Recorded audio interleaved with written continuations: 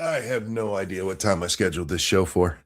Let's just do it, shall we? Hi, guys. Welcome to the show. This is Monkey of the Morning. I am your host, the Ranting Monkey. Hope you're having a great day out there. Wait, did I send the? Oh, I forget if I sent the link to Jack or not. I don't know if he's awake or. I do want to check and make sure I sent it though. I'm getting the show ready, and I've had a rough day, y'all. And I'm trying to get stuff done, and I've been so out of practice with this, as you're aware, and I'm sure you'll give me crap for, that I'm like, I know I'm forgetting stuff. I know I'm forgetting shit. Oh, so I need to get a haircut, you guys, because when my hair starts to get this long is when I start waking up with something in my eye and it just ruining hours and hours of my day. And that happened this morning. I spent about 5 hours in just absolute misery because I could not find whatever fucking hair got in my eye. And it was so irritating that I couldn't even have the eye open, and it's my good eye. Feeling better. I am feeling better than when we last talked. That part has actually gotten much better. If you hear me snotted up right now, that is still leftover residual stuff from my eye. Because here's an interesting fact. If you get an eye injury and it feels like somebody's poking you in the eye, your nose will run constantly. But I'm in a good mood. I'm in a good mood. Bad days happen. I'm not complaining about it. Compared to what I was dealing with the other day, I'll take it. I just need to get a haircut so that this crap doesn't happen. Ah, I don't want to talk about the Super Bowl. I'm just going to be upfront. Look, I know a lot of you aren't football fans, so don't worry. A lot of this won't actually deal with the ins and outs of football. Some of it will. I'm not going to lie to you. But most of it's going to be surrounding the game, the things around the game, and of course, the two god awful halftime shows. Oh, dear Lord. But I want to start by saying I enjoyed the NFL this year. Ever since the Kaepernick situation, the NFL has been trying to get back in the good graces of fans. They've done a decent job of it. There's a lot less of the overt political bullshit in the game, a lot less of the whatever gay slogan they put on the back of helmets or in the end zones or uh, NFL for gay people or whatever nonsense, and then they give us the logo for this year as I'm trying to give them credit for ungaying the Super Bowl. They gave us this. It's not only is it San Francisco, it's gay pride San Francisco. I mean, I guess you roll with the punches, right? Like if they were doing it in Canada, it'd have a giant maple leaf on it. If they were doing it in I don't know, Minneapolis, there'd be Somalis stealing money. And if you're in San Francisco, you just go all in on gay, right? But come on, man. Really? Really? And honestly, I didn't feel that there was an overabundance of the political messaging, the political nonsense. I mean, the Bad Bunny thing clearly was Jesus Christ. We'll get to that. But the NFL didn't stop all of their stuff, right? There's still propaganda out there, but they did what people used to do, or at least for most of the season, they've done this where they've toned it down, where it's not as in your face. It's not Colin Kaepernick kneeling for contract negotiations and pretending it had anything to do with black people getting killed by police, right? So I've enjoyed that part of it. I've enjoyed that I can watch football again without having to hear this kind of fucking nonsense. And for the most part, the games that I've seen, or I watch the highlight clips each week, I've enjoyed it. It's been a fun year. This was a year that up until maybe week 8, there were no clear good teams. So much craziness was happening around the league that it was like, wow, this is like open season. You had Kansas City getting knocked out of the playoffs after being in what 5 of the last 6 Super Bowls or some nonsense like that. They didn't even make the playoffs this year. It's been fun. It's been a fun year. And then the playoffs happened. And game wise, the biggest problem with Super Bowl 60 is that the New England Patriots didn't deserve to be there. I know there's going to be some Patriot fans out there. Hey, we won. You did. But you don't win the Super Bowl when you get into it by any given Sunday syndrome.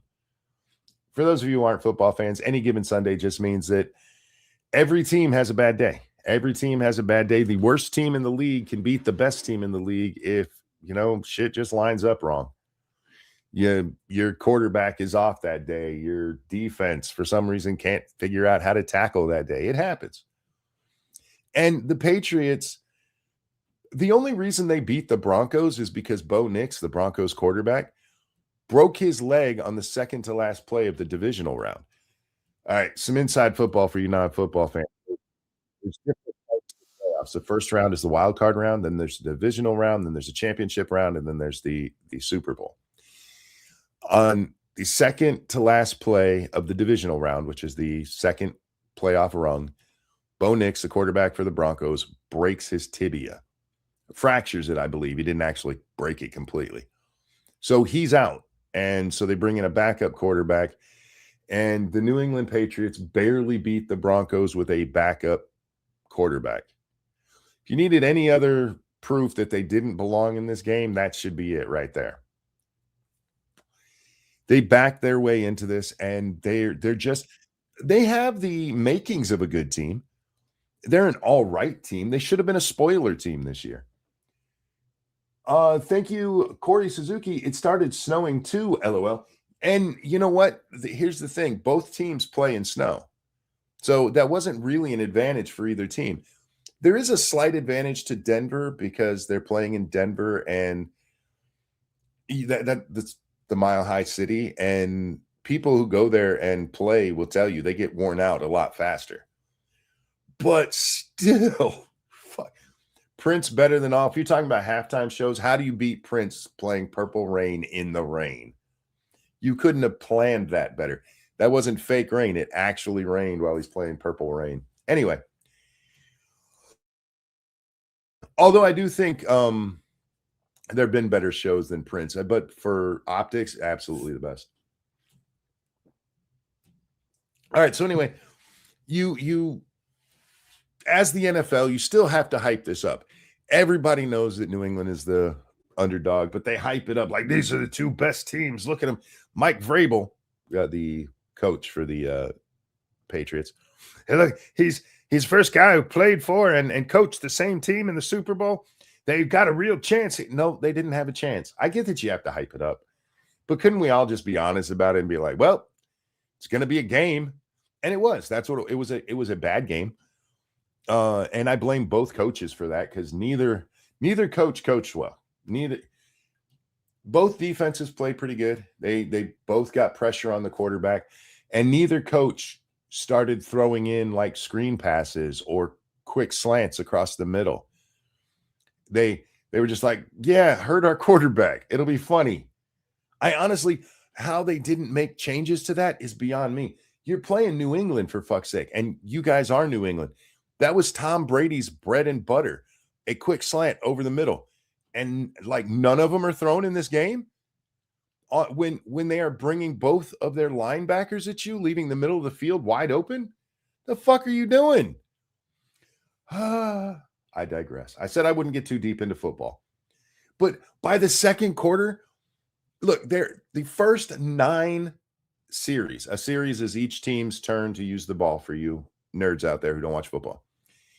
The first 9, there were 7 punts and 2 field goals in a Super Bowl, for fuck's sake. I got a couple of donations here. Let me get these real fast. Yeah, thank you so much, Chaos One. Best thing to come out of this has been these edibles ain't shit memes and the cutting to the people in the grass costumes. Oh, we will get to that. Ugh. And for the record, guys, if you do donate, please do it in caps because I'm with my eye. My good eye is the one that's got poked today. So if I read these badly, it's okay. It's par for the course, but it's going to be worse than normal. Of all potato, thank you. There have been so many idiots that didn't know North and South America are 2 different countries. There's a reason it's called the Americas. because there's two of them. Plus, they started adding stupid little accents over the name, stupid people. Well, there's calling us America, the United States of America, America. It's just a shortening. You could call us the United States, Estados Unidos, anybody? But we're called America because if you're going to short it to one word, you can make it two words or you can make it just one and it would be America. That doesn't mean there's not a full continent called North America. But some people are so jealous of us. They're like, no, we're Americans too. I'm from Peru. Yeah, you're South American. Everybody knows what we mean when we say America. Everybody knows what we mean when we say Americans. Everybody knows what we mean when we say American football. Nobody's talking about Mexican football when we say American football. Nobody's thinking of Canadian football, even though, believe it or not, guys, that was a thing. Is there still a Canadian football league? I don't even pay attention to it if there is. But everybody knows what it means. It's just a jealousy thing. It really is. Anyway, so the game itself, horribly coached. It was okay played for the two teams that were there. Seattle, I expected a lot more from, honestly. But again, the coaching was just bad. Yes, the CFL is still around. I thought they went out of business years ago. That used to be like the NFL's minor leagues. If you couldn't make it in the NFL, you went and played in the CFL. Is the European League still around? I know didn't they get rid of the Bikini League? Football. So I didn't enjoy the game. In fact, I stopped watching before the halftime show. I watched up till the end of the first half. And then I watched the rest this morning. Lady Monkey recorded it, and I watched the clips, and it turns out I didn't miss much. They still didn't start calling better plays for the defenses that were being thrown at them. How do you not have a quick slant over the middle? How is that not part of your weapon? How's it not part of your weaponry in 2026? It's a staple that if you're getting blitzed a lot, you use. Same with the screen. Why are these not major parts of what you're doing? Anyhow, I mean, there were a few screen passes from the Seahawks, especially in the second half, but they should have been from the middle of the first quarter when everybody saw what was going on. I haven't watched the Super Bowl since 95. I watch every Super Bowl. I don't watch all the way through every Super Bowl. But even in the years where the NFL was unbearable with their heavy-handed political bullshit, I still watch the game.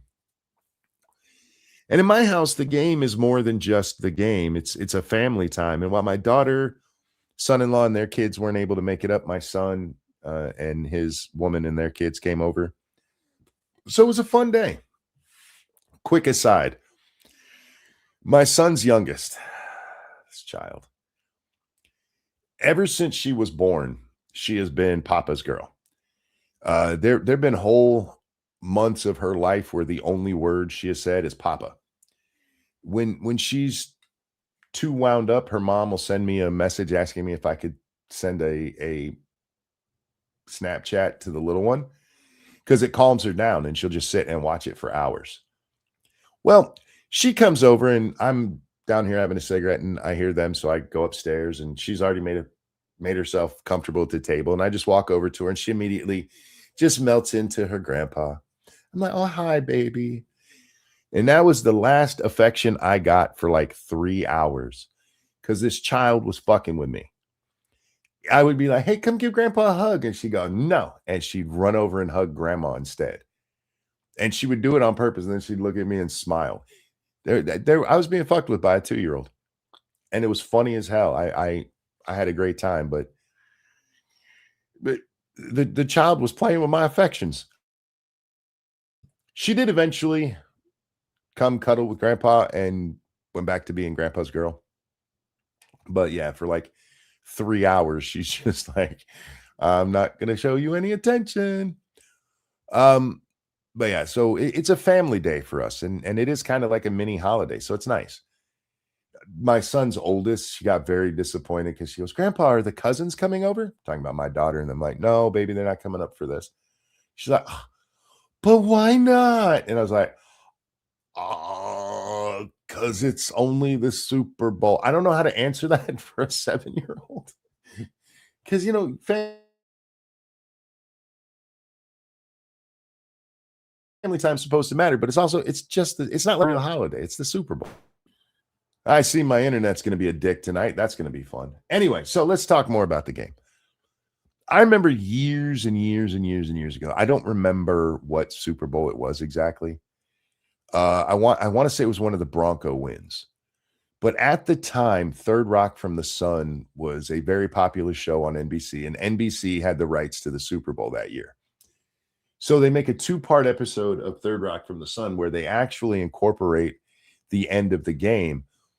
So Third Rock plays right after the game, and they take a clip, and they clearly already shot it one of 2 ways, but then they decided which way to go and it incorporated. But anyway, the point of it is there's a moment in that episode where one of the characters is talking about Judith comes in and goes, "Did I miss anything?" as they're at a Super Bowl party.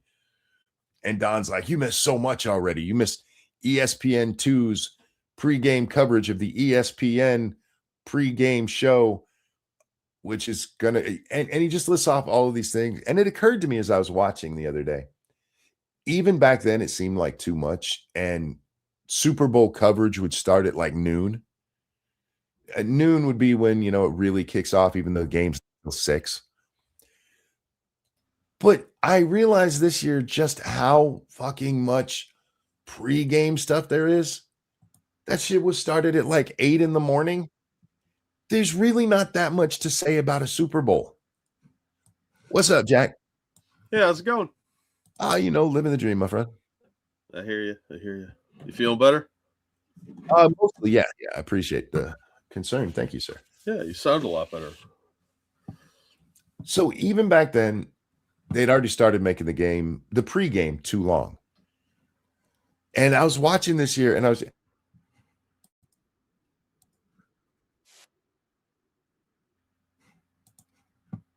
up there for some reason. My internet's being a douchebag. Oh, well, I don't know why. Something to do. The problem with this extra long football coverage, though, is that they have to fill that time. And they're filling it with like celebrities who have nothing to do with football giving their opinions about stuff that has nothing to do with football. I like, what is even going on here? Well, eventually you run out of football-y stuff to say, right? Exactly. That's why you do your pregame show maybe 2 hours before the game. Remember when it was only like 1 hour? Yeah, I was talking to my son about that during this year's Super Bowl. Like, I remember when Super Bowl coverage started at like 4 in the afternoon because the game started at 6. Yeah. And it was fine for everybody. Okay, so I'm watching the pregame stuff, and we get to the Black National Anthem, and I realized why that offends me. Well, I have 2 reasons why the Black National Anthem offends me. First, Black people are Americans, so your national anthem is actually the same as my national anthem. That's crazy. And you fucking idiots are falling for it again as they try to tell you that you're different than everyone else. What more offensive to me is, god damn, that song is boring as fuck. Yeah, as far as national anthems go, that is one of the worst. I would rather listen to "O Canada" on repeat as I'm getting hit in the nuts with a hammer than listen to that song. I completely agree, actually. And I hate to admit that, but yeah.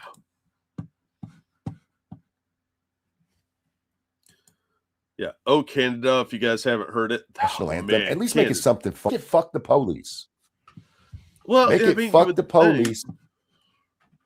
And then at least I could be like, well, at least it's a slamming song. Yeah, at least it's popular and not boring and tedious to listen to. That song is so goddamn boring. And this year they even had a chick dressed with, I'm going to just say what it was, slut bridal gear. because it looks like a gown, but it looks like one side of it got tucked into her panties when she was getting quickly humped in the back room. Well, I mean, maybe. And visually, I was like, I can hang with this. But that damn song was playing from her voice, and it was like, that is horrible.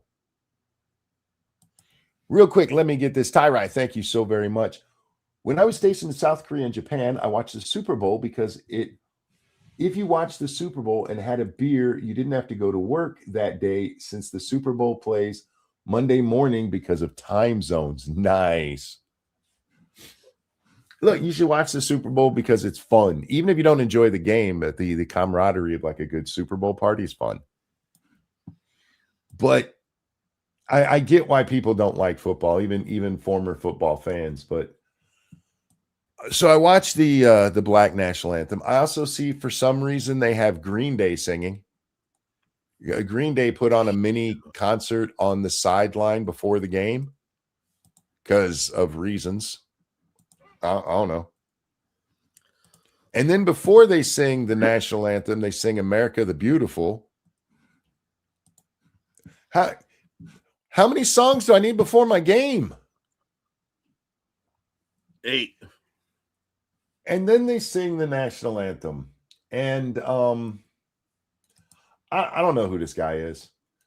Honestly, I kind of looks like Rorschach's kid.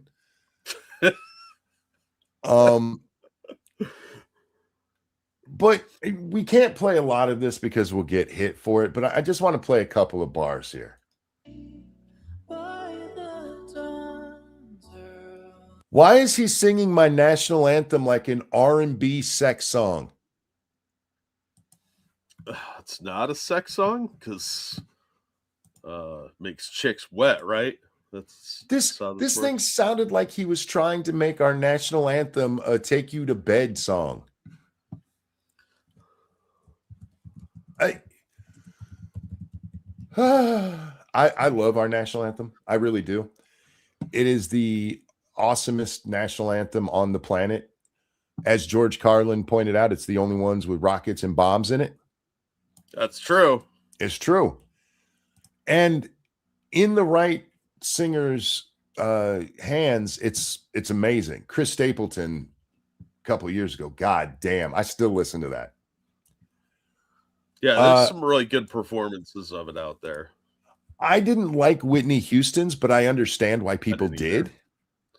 Yeah, she has the same problem Mariah Carey does, where at some point somebody was like, do that thing where you go, for a long time. Mm-hmm. And I can't stand that.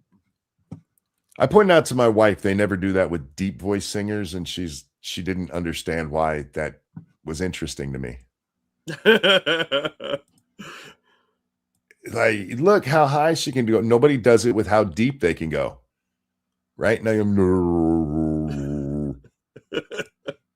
I just find it a little bit bigoted. That's all. But anyway, in capable hands, completely. In capable hands, the national anthem is wonderful. In the wrong hands, this homo, it's tragic. Jack, if you and I ever went to a baseball game together and the national anthem starts playing, even if there's not a singer, I'm going to sing the national anthem. I love singing the national anthem. But I'm not getting paid to do it in front of 50 million people. Yeah. So my horrible rendition of it is fine because I'm just a fan in the stands singing along. This dude was given a bunch of money to rape my national anthem on my television. Well, from what I saw of the performances, that was the intention. It was so bad. And I missed it live because I had to pee or something. I don't know what I was doing. Actually, I think I came down here for a cigarette. Anyway, I watched it today because, I forgot about the national anthem. That's how good the national anthem has been since. I think Chris just killed it for me. They played Stapleton's national anthem during a commercial. There was was it a Bud commercial? Anybody remember? But where his guitar is playing, and he did such a soulful rendition of it. And then they actually sing a little bit of it, and I'm like, you can't play that and have anybody else sing it because it's just going to make them look bad. And then I saw this and I'm like, there was nothing that was going to make this look good. Yeah, not showing it would have. That would have improved it a lot. Real quick though, thank you, Okie Native. Hear me out. Black national anthem leads into apportioning the blacks their own special spots in public spaces like diners and buses and water fountains, schools and towns. Yeah, and water fountains. Eventually, we can classify them as other than citizens. No laws apply. That seems to be the direction the Democrats are slowly turning the tide in. Isn't he an American hating Canadian too? Here's the thing. I know that Green Day said some stupid shit at the Grammys. I know Bad Bunny did. As far as any of their politics and stuff, I'm not going to touch on it much other than to say that's probably why they were selected. I don't know about this guy specifically. I honestly don't know who this is. All I know is he sang the national anthem in San Francisco and somehow was the gayest thing in that city that day. That's hard to do in San Francisco. It's an impressive feat to out gay San Francisco. Yeah. So, as far as all their politics and stuff, like I know Bad Bunny and Green Day, but I don't know this guy at all. What's his name? Charlie Puth?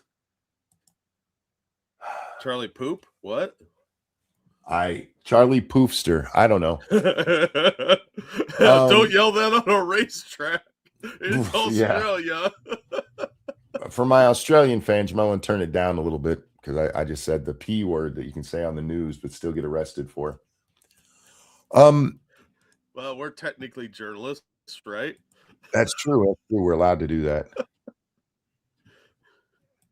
Why is Martin Short as Frank singing the national anthem? Oh, I honestly, I do not know what they were going for here. Look, every national anthem isn't going to be the best one ever sung, right? Some of them are going to be less or more lackluster than the one before it. That kind of stuff. It happens.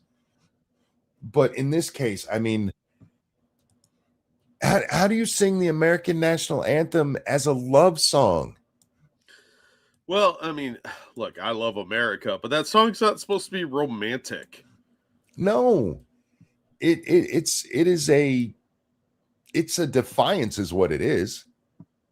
Yeah, it's a fuck you, England. We're still here. Haha, suck it, bitches. Our flag was still there, motherfucker. What'd you do? And they tried knocking that flag down too.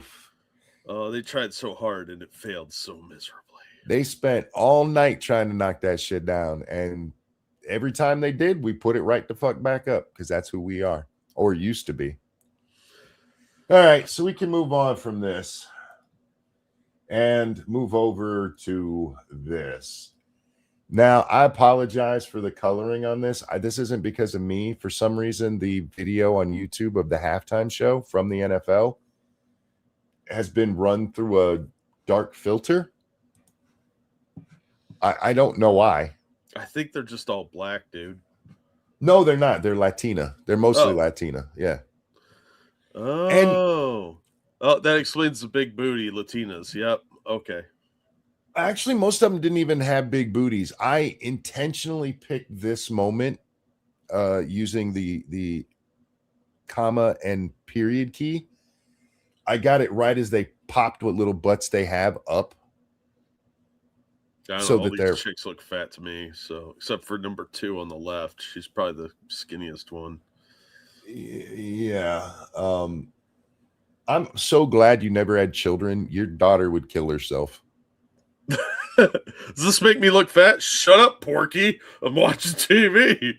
It's like, look, that girl's healthy. And Jack's like, she looks like she's fat. She could lose a few pounds. I'd make all her friends cry for sure. Let me grab a couple things real quick here. Thank you, Tyrai. Do you think this rendition of the national anthem was the worst or Roseanne Barr's rendition?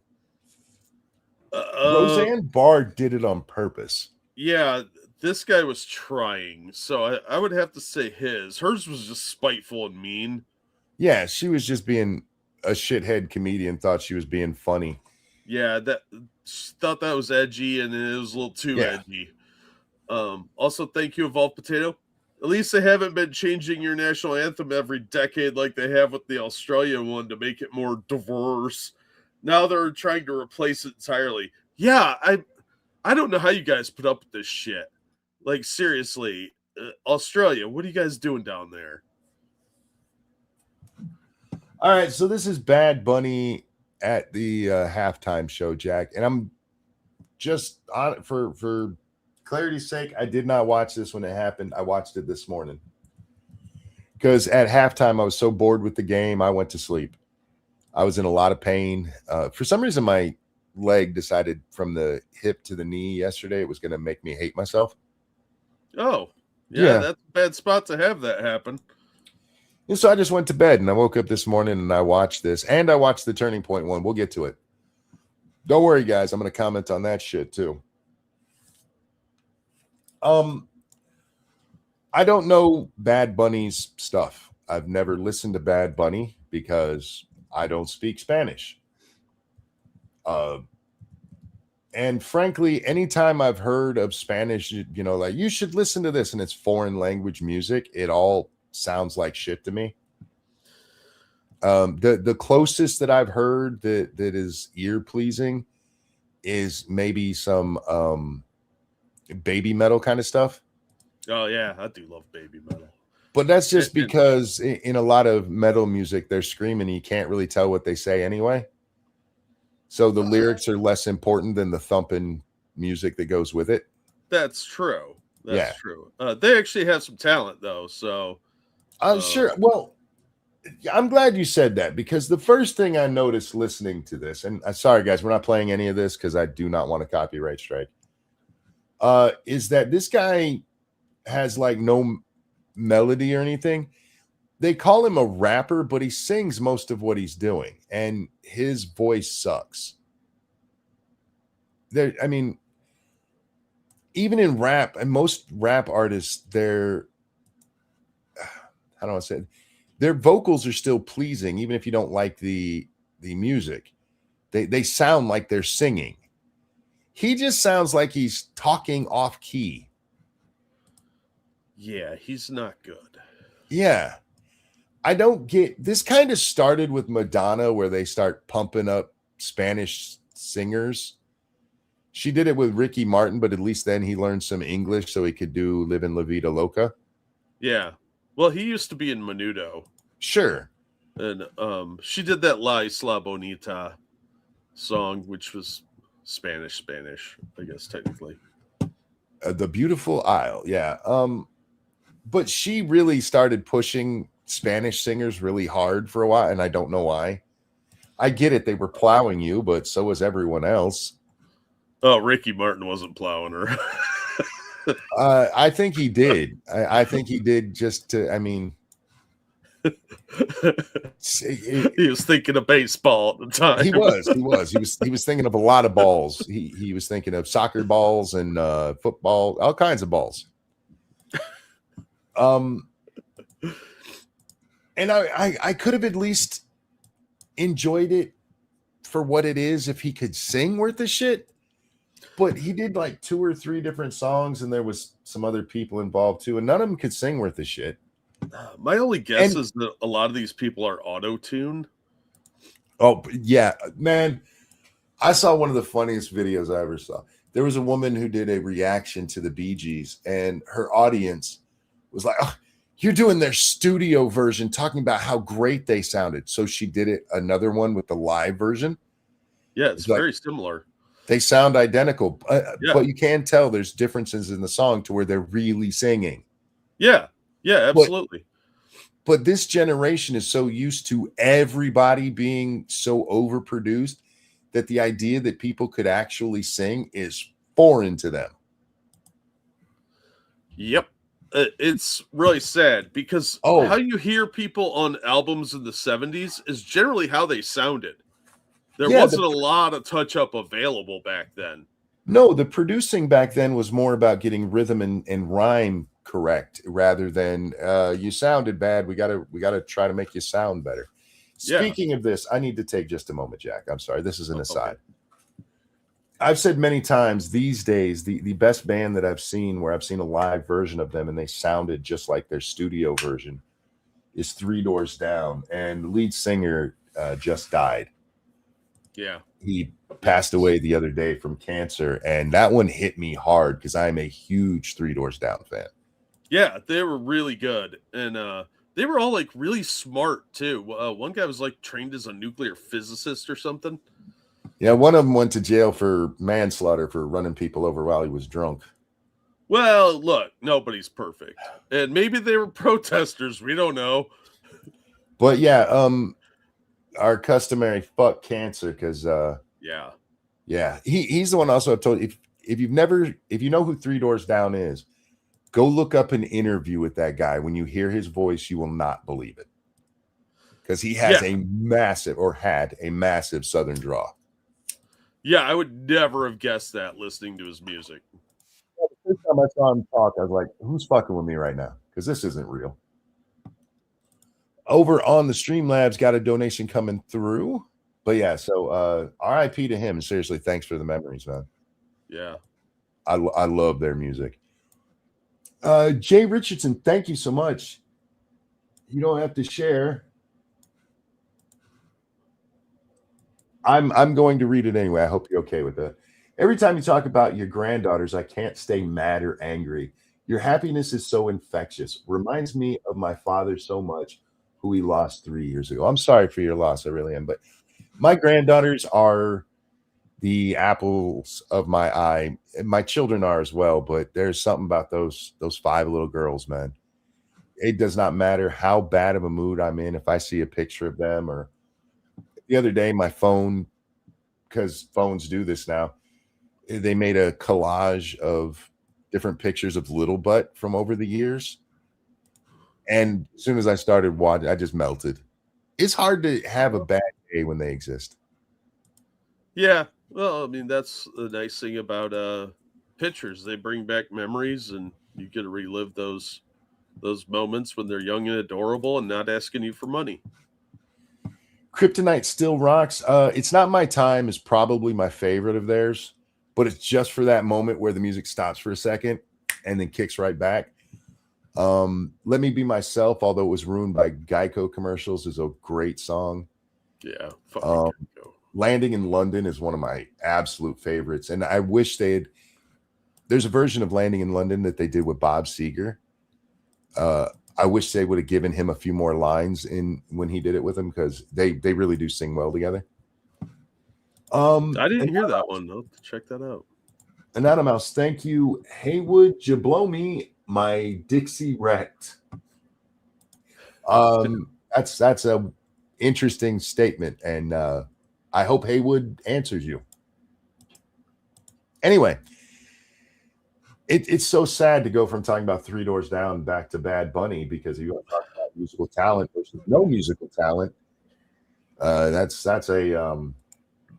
quite the contrast right there. It really is. I mean, you're going from massive talent to a negative number. Yeah, Three Doors Down, you know the singer, he wasn't even supposed to be their singer. He was their drummer. But they couldn't find a singer, so he's like, fuck it, I'll do it. Well, somebody had to. Tyrai, thank you. Last year, I saw Amy Grant for the first time, and considering that she's in her 60s, you can still hear that voice from her albums in the 80s. Look, I'm not saying nobody was overproduced in like the 70s, 80s, especially the 70s when synth starts really big. But compared to nowadays, I mean, if you see somebody who got famous singing nowadays and then they have to actually do a live performance, it sounds like the worst cover band trying their best. Yeah, there's a handful of talented people still out there, but most of them are much, much older. Like Amy Grant, Dolly Parton, even Billy Ray Cyrus is aging out. George Strait, who I think is still alive. Those guys still sound like they did. They still sound like their albums, but it's a rare feat these days because of auto-tune. It's too easy for people with no talent to just get up there. Look at Post Malone. That dude sucks. You know the sad thing about Post Malone is he really can sing. If you catch him and you hear him actually singing, he has a very good voice, but for some reason he relies on auto-tune all the time. Yeah, and it makes his music trash. Almost every one of his songs sounds the same to me. I can't distinguish them because they all sound kind of the same. And I'm not a fan. That's the other part about the Super Bowl halftime show I wanted to bring up is that Bad Bunny sings and then they have that white chick sing for a little bit and then he sings again. And because I don't know Spanish and I don't know what he's actually saying and everything, I'm more focused on the music because his voice isn't worth listening to. Yeah. And I honestly couldn't tell if it was the same song that he sung at the beginning. Yeah, because they have like a set thing that tells them these parameters are what's popular, and all the songs kind of fall in those parameters. There's no real uniqueness to most of it. There we go. This is the picture I wanted. Because I tried to imagine being a fan and having really good seats, like right down here in the front row of the game. And the halftime show comes out and it's almost entirely covered by what turned out to be people dressed up as trees. Yeah, the Ent shrubbery.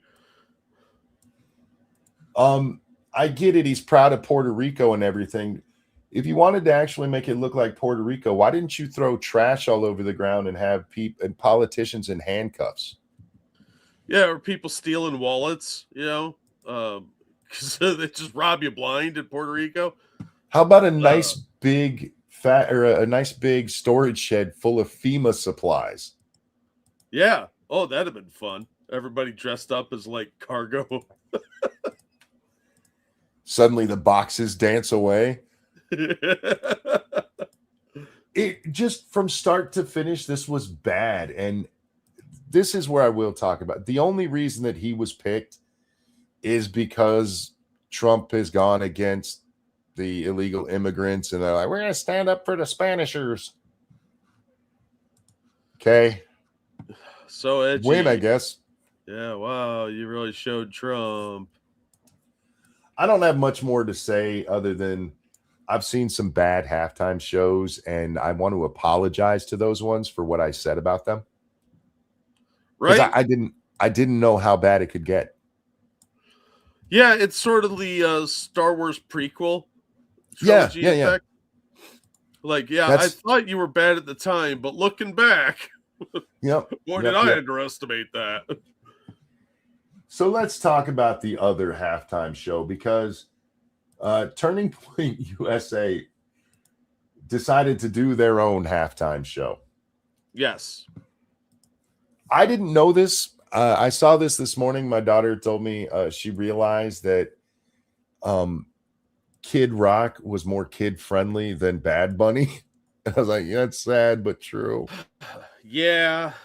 And he sang Ba. Okay. Saying he sang Ba with a Ba is not right. I'll get to that in a minute. But he does Ba with a Ba, which, I mean, one of the lines is for all my homies in the methadone clinic. And that's more kid-friendly than what they played in the Super Bowl.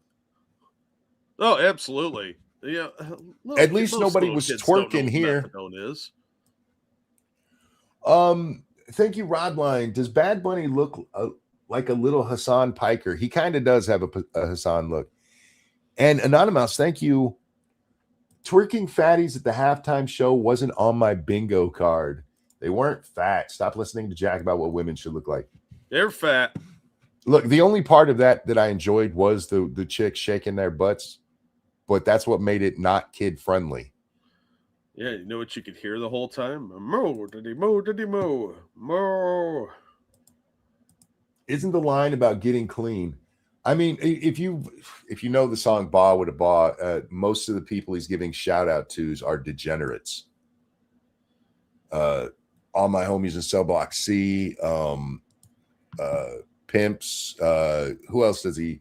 Trying to think of all of who he. I love Ba with a Ba. Devil Without a Cause is one of my favorite albums ever. I know pretty much every song by heart. Yeah, it's not about getting clean. Yeah, I'm not a big Kid Rock fan. I saw him before he blew up at a dive bar. We paid $8 to get in, and I wanted my money back by the end of the first song. I don't Jariah, hate thank him you. per se, just not a fan. Jariah, thank you. They should have left the tall grass on the field, would have made it a more interesting game.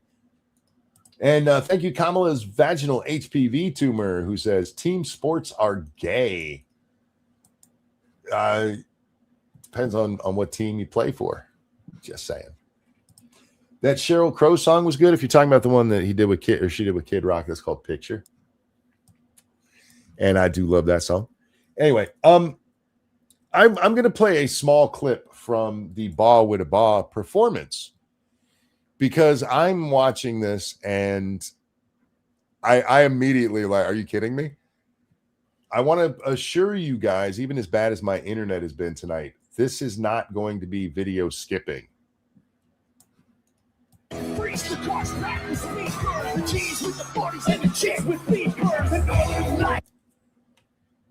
He's not even trying to pretend he's singing the song.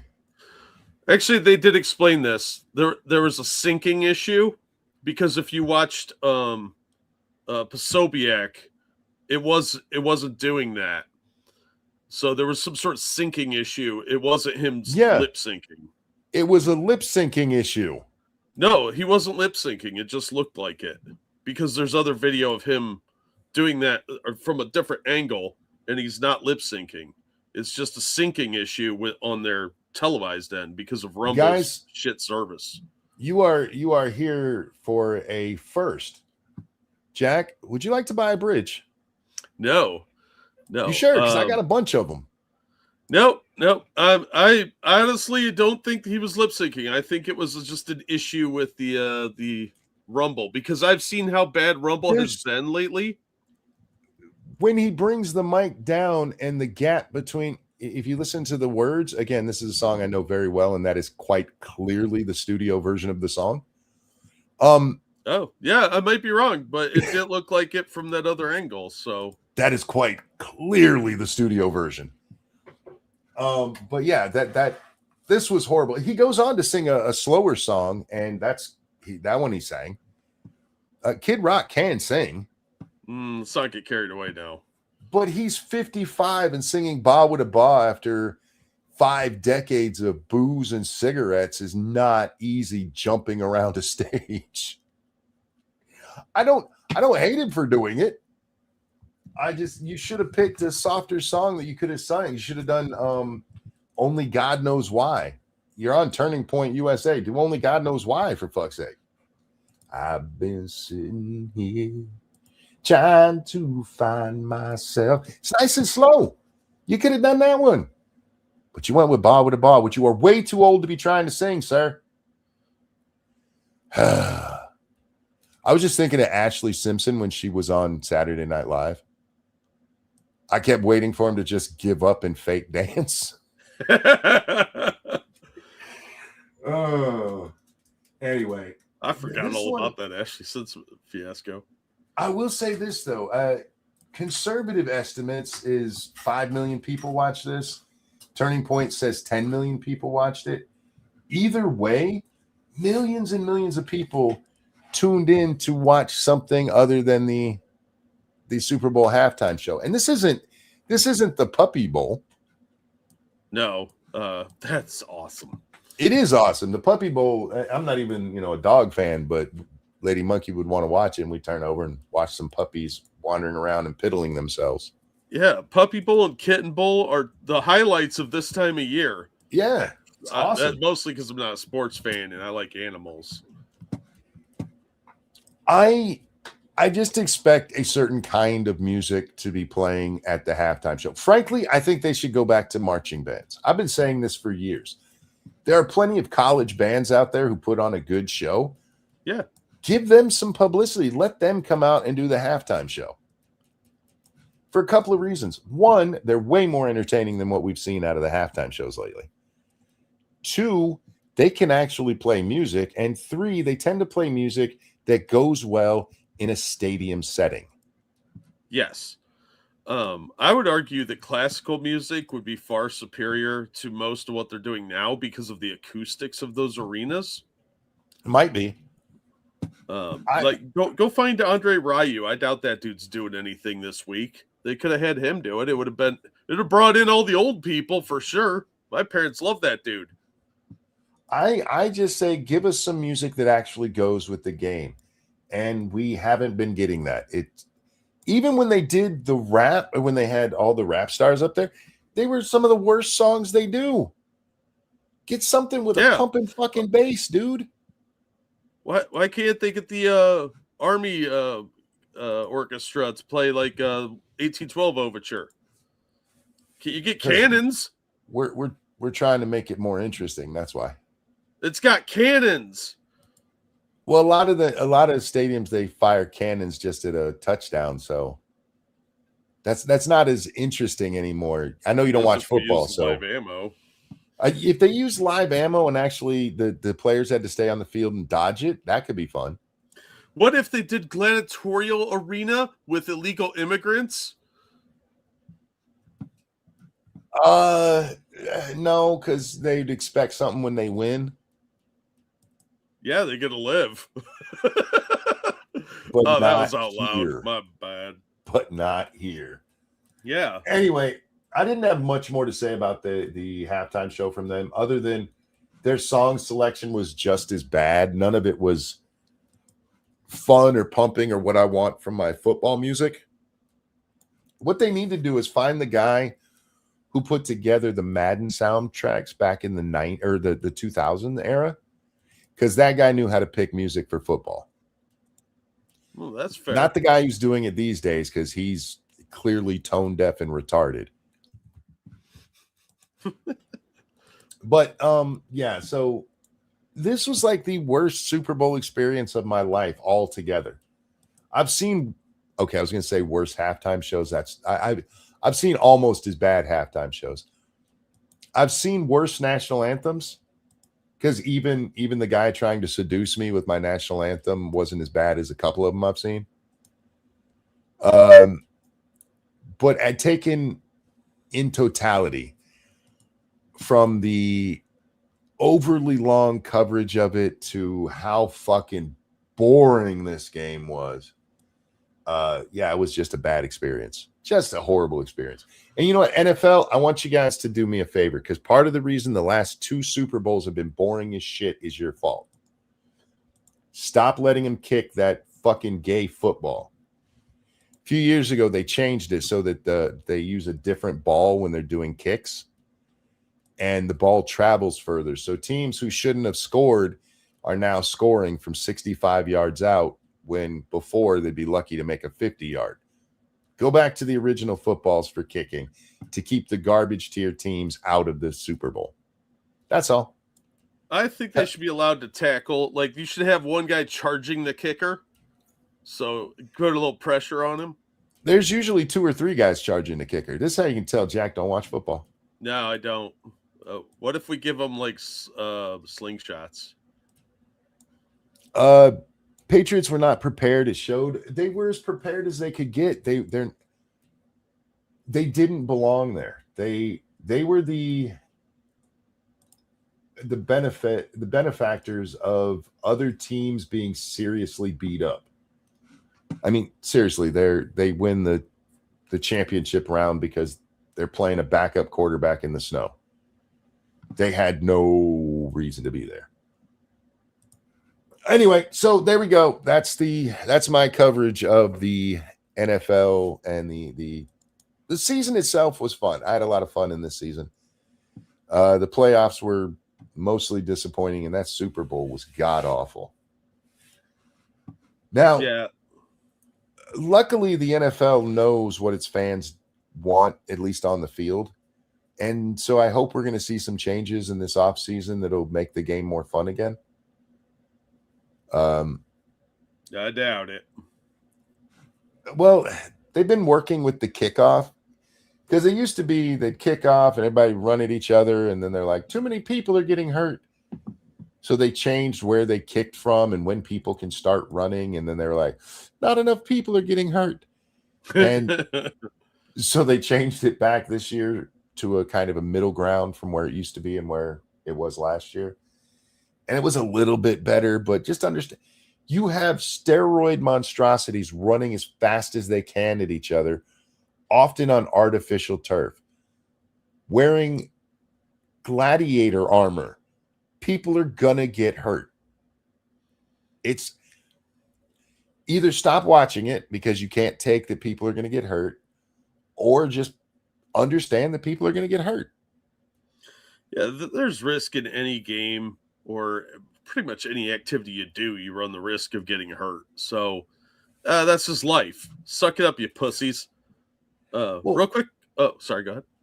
Lots of people like talk about how rugby is a harder sport. You ever see rugby players watch the NFL?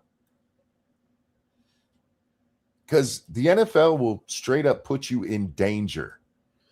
Well, they put themselves in danger a lot of times. They lead with their head because they have that false confidence of helmets. Having all that armor on actually makes you more likely to get hurt because you take more risks. We'll throw the ball to a receiver when there's a DB already full sprint about to hit this motherfucker. And that's the kind of thing that the rugby players are like, yeah, I'd never do that shit. Yeah. What sane person would? Go ahead, Jack. People get hurt, but it's just life. Real quick though, thank you, Okie Native. Hear me out. Every state holds gladiator games once a year with illegals or people wanting to be citizens. The champions go to the Super Bowl of gladiators. They fight blacks, rednecks, and crazies. Last man standing gets citizenship and an F-150.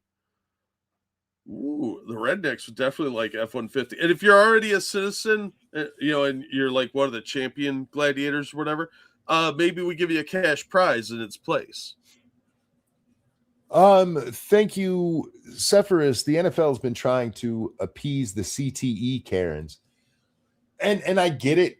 I do think the NFL needs to take concussions a little.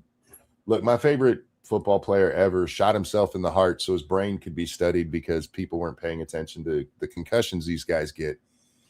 And that's how much it meant to him, is that he wanted his brain to be studied. So he put a bullet in his chest.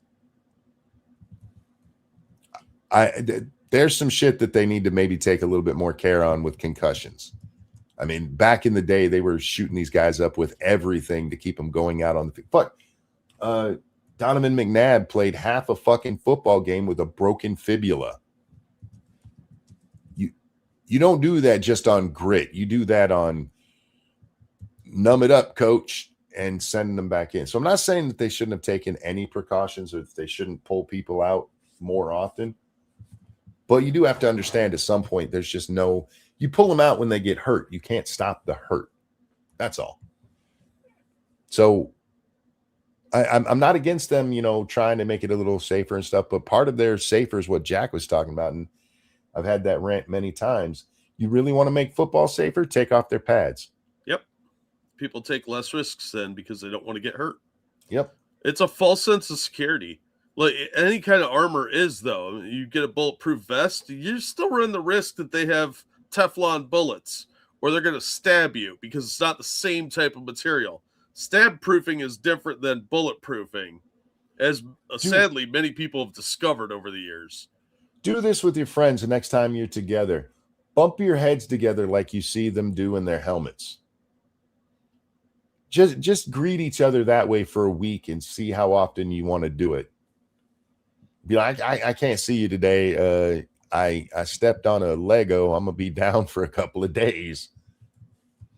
Yeah, they've in their zeal to make it safer, what they've really done is seriously turn these steroided monstrosities into missiles. Yeah, well, they got to get off of the human growth hormone crap too. Yeah, that's the other thing. They look it. I think there should be two football leagues, one where steroid players can play and one where you can't. And then those of us who like football can watch the ones who aren't on steroids.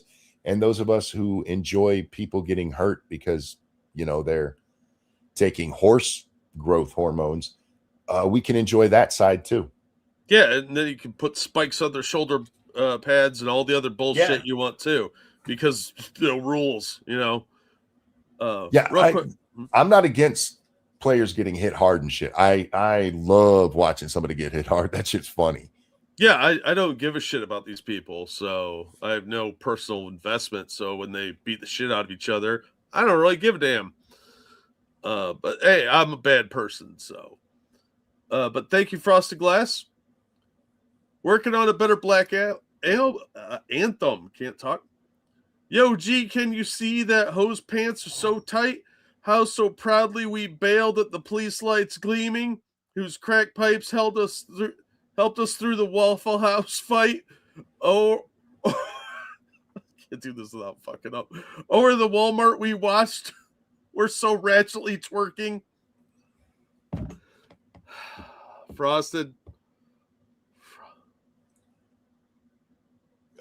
Thank you, Cork Soccer. Cute. All you need to know about football: a bunch of muscular, steroid-laden men in capri pants with giant shoulder pads jumping in big piles to control a leather butt plug, slapping each other's asses, then all go shower together. No, not gay at all. Right? I still love football. I really do. I just think that as the NFL has become more corporatized, they've tried cleaning up their. This is a true thing. They took ambulances out of the video game Madden because the NFL didn't want to be associated with players getting hurt. Motherfuckers have literally died on the field, but they're like, hey, don't have that ambulance in the game. People might think this sport is violent. You ever see the guy who got clotheslined back in I think it's the late 70s? There was a Raider who was known for clotheslining people. And he did it to one guy and paralyzed his ass. Yeah, that's gross, man. It was brutal as shit. Did they ban him for that? No. It was a legal move at the time, or like a soft penalty move. That's dog shit, man. You should be allowed. If you do something that unsportsmanlike, somebody's gonna do it back to you, and then you got a cycle going, like what Dale Earnhardt did, because he used to tap people's bumpers to make them wreck, and somebody did to him, and he died. The players know what they signed up for. True, and that's why. Look, I'm not against even the violent nature of the game, and these guys are getting paid millions and millions of dollars, and to them it's worth it. My one counter to that would be that most of these players by the time they enter the league, their brain is not fully formed yet, and most of them have concussions at least once in their life by that point. So basically you got retarded kids making the decision to go do this. They are still adults though, and they make that choice. So hey, enjoy it, live it up. Okay, I have to admit, if there was a league of retards and downsies, I would watch that game. Well, they're basically. I would have jerseys for more than one team. You might like the NFL more than you think, because it basically is that for a lot of them. A lot of these guys are not smart, and you can tell when they talk. There's a reason they play football, and it's not because they just barely missed getting into medical school. But yeah, anyway, so that's my take on the NFL. And I'm gonna be honest with you, I have not even been on Twitter for 3 days, so I don't know what else is going on in the world. I know a few things, but not much. I haven't been on a whole lot today. Where'd my Phoebe picture go? Oh, I made it small. Oh, there it is. Okay, oh, fluffy. And for anybody's like, hey, he's showing his DMs. Hey, there's nothing in my DMs worth seeing. Yeah. It's mostly me just like, what are you doing? Hey, check this out. You sent a video and it had Harry Sisson in it, so we're definitely going to check that out. Assassin Gray, thank you for that double feminist $12 with a tip. Could not care less about multimillionaire jocks getting their brain smashed when American fighting men with TBIs from combat are ignored because they did not play football.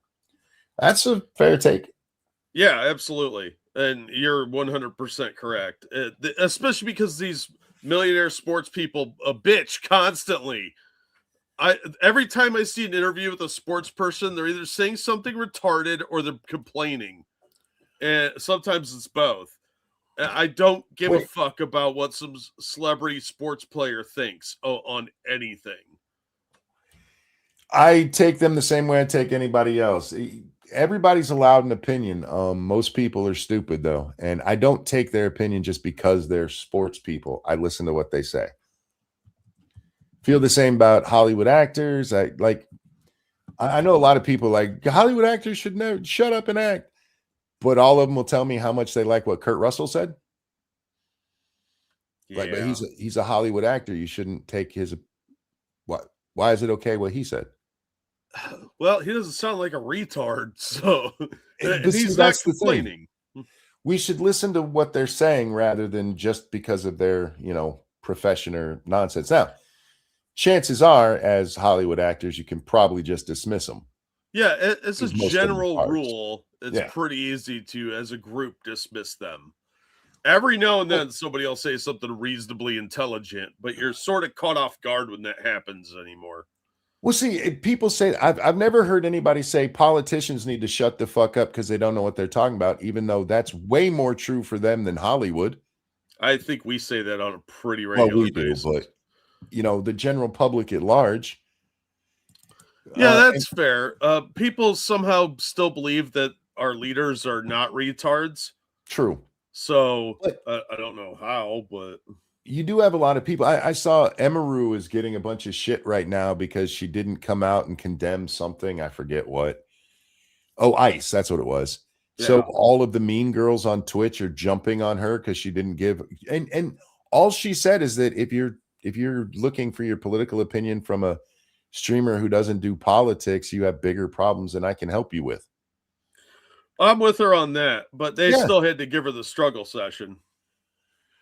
So, Emaru, she's a popular Twitch streamer. She's the one that got sexually assaulted at TwitchCon, and then came out and told us that Mizkif once rammed his hand down her pants and then got up and ran. Totally normal behavior. That's psychotic. Wow. He gets up and says, "I'm sorry. I have never put my hand down anyone's pants and had to apologize for it." No, I've never done that either. I am 50 years old, soon to be 51, and never once had to apologize for feeling someone up. No, it's never come up for myself either. I'm single. I've had my hand down a few pairs of pants in my lifetime, and I don't know. I don't know how anybody could do. Like, what gives you the balls to do something like that? That's crazy. Well, what doesn't make sense to me about that whole story is that she was sad and crying, and so he starts kissing her, and she kisses him back, and he goes from crying girl kissing me on as they're hugging or whatever to I'm going to jam my hand down her pants. You don't start outside the clothes. You don't. Yeah, you kind of missed a few steps there, Chief. You got a little side boob first. Yeah, like maybe an elbow or a shoulder, and then work your way to other areas. You don't just go straight for the goods. Straight for the love tunnel. I just want to once again hype up Ryan George. He does it on the Ryan George channel, not on Pitch Meeting. He does little skits and stuff, and one of the greatest ones is the naming compilations. Yeah. But in his latest video, it's how they came up with the tunnel of love at amusement parks. And it's fucking awesome. Check it out. Anyway, so this is the Michael Knowles thing where he has people at a bar ask them questions, right? Yeah. Yeah. I just saw on the thumbnail that you had sent that Michael Knowles was on there too. And I've only seen his thing one time. But that's Harry Sisson right there. I've seen several clips from this, and they are all worth watching. So I sent you this one because it was my favorite. What the fuck is Mizkif? He's a dude who got famous on Twitch by making friends with people slightly smaller than him and collecting a bunch of people around him who got really mad when the people that he would collect got bigger than him. Goes on steroids, ruins all of his connections, and is now on a villain arc where he's trying to take people down. It's kind of funny, really. I believe it's called Demon Time. Demon Time, that's what he called it. Yeah. What a little scuzzball, man. I'll never get over somebody in real life saying, "Oh, it's Demon Time." Like, it's not shit like that. What are you, a Power Ranger? Well, you know what? If he could sell it, like the way he says it, because he's kind of got a slightly nasally voice. Yeah, he's not Walter Goggins, who could probably pull it off. It's Demon Time. You got to say that shit with your chest, and I've seen your chest, so I understand. But you can't say that all, for lack of a better term, gay. Yeah. Look, there are a handful of people off the top of my head that I could hear probably pulling that off, like Clint Eastwood, maybe even John Wayne, because he's masculine. Mizkif sounds like a bitch. It's like Hassan saying it. Like, you pussy. Stop saying it's stupid. Is Sisson drinking a girl drink? He's not old enough to drink. Huh. Anyway. I know nothing about this interaction. Again, I haven't been online today. I was online today watching the Super Bowl stuff that I missed. But I couldn't even watch video earlier with my eye the way it was. The light was hurting it. I laid on my floor listening to videos with my blanket over my head, so I wasn't getting accidental light in my eye. I am a mess. I am a mess of a person. Well, welcome to the world, buddy. I got to get a haircut. Because again, it's when my hair gets about this length that they start getting into my eyes when I'm sleeping. Oh. That, or I got to start sleeping with a bonnet, and that ain't happening. Get a sleep hat like Grandpa Charlie and Willy Wonka. Anyway, I was thinking more like the Little House on the Prairie style bonnets. Hey, someone's coming to the door. It's just some chick in a bonnet. Oh my God, that chick has a beard. I could wear the black guy bonnet from when they had Jerry curls. Oh yeah, yeah. I forgot about that. Yeah. Yeah, you can. All right. Speaking of gay people, take it away, Harry. What's the question for Harry?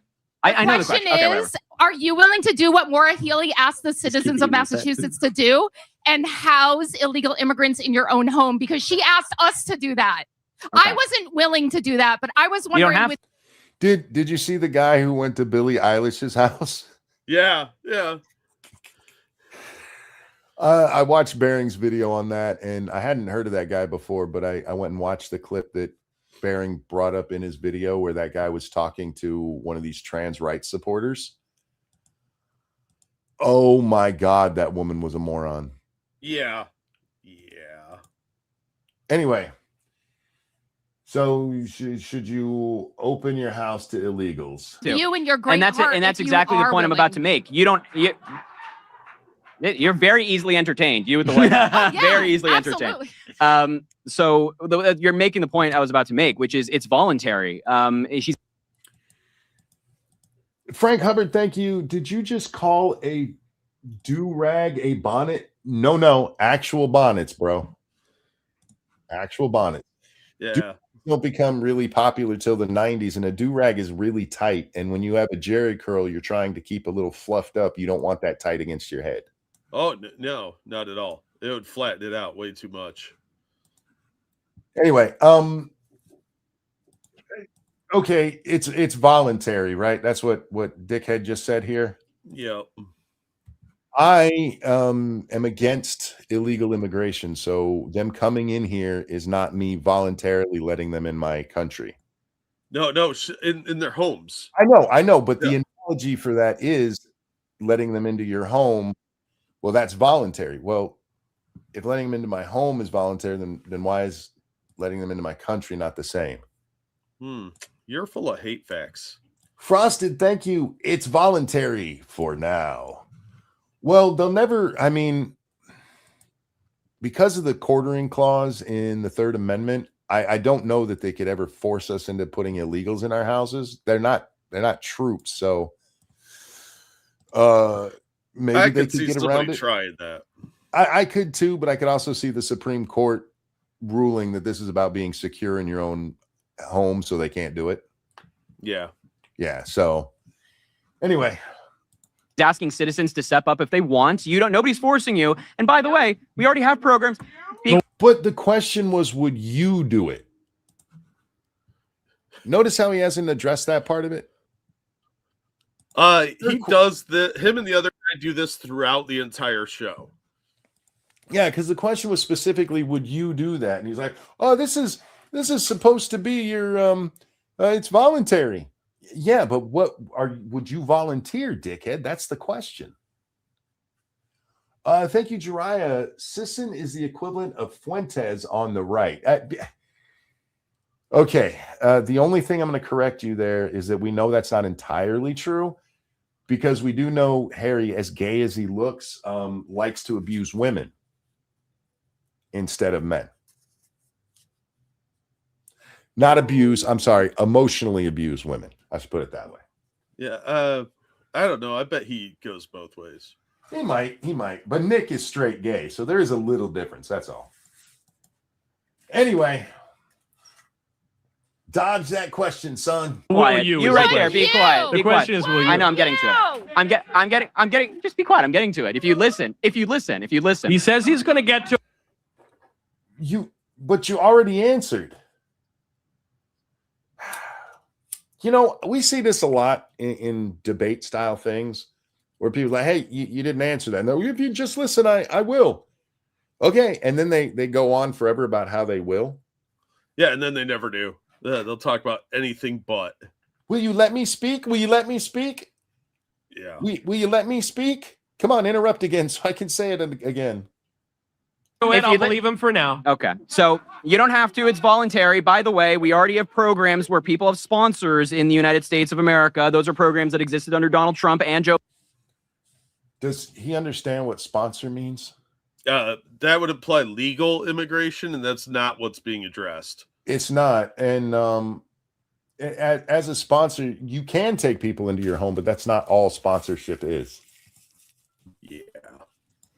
Sponsorship is often, I will give that person a job.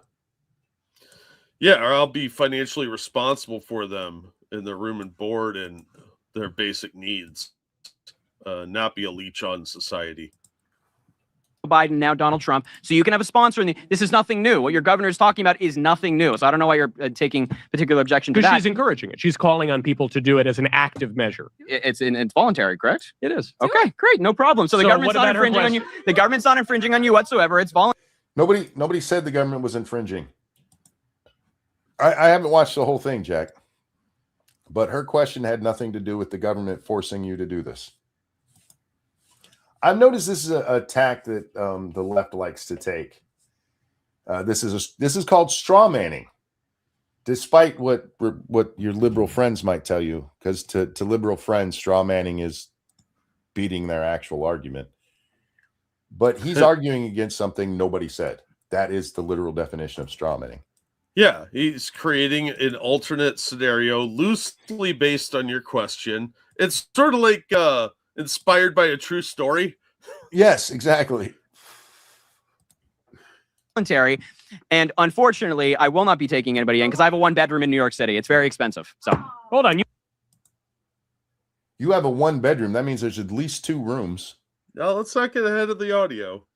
Oh, you have a 1-bedroom? Yeah. You don't have a studio? No, I do not. A lot of New Yorkers have studios. Well, it depends on where you live. It depends on where you live. Yeah. But if you live, where do you live? Well, you don't need to say. I don't want you to get doxxed. I could say it. But you have a 1-bedroom. Yes, I do. A lot of people have studios in New York, so you have an extra room. No, I'm sorry. Unfortunately, I don't. Unfortunately, I don't have any space. Of course not.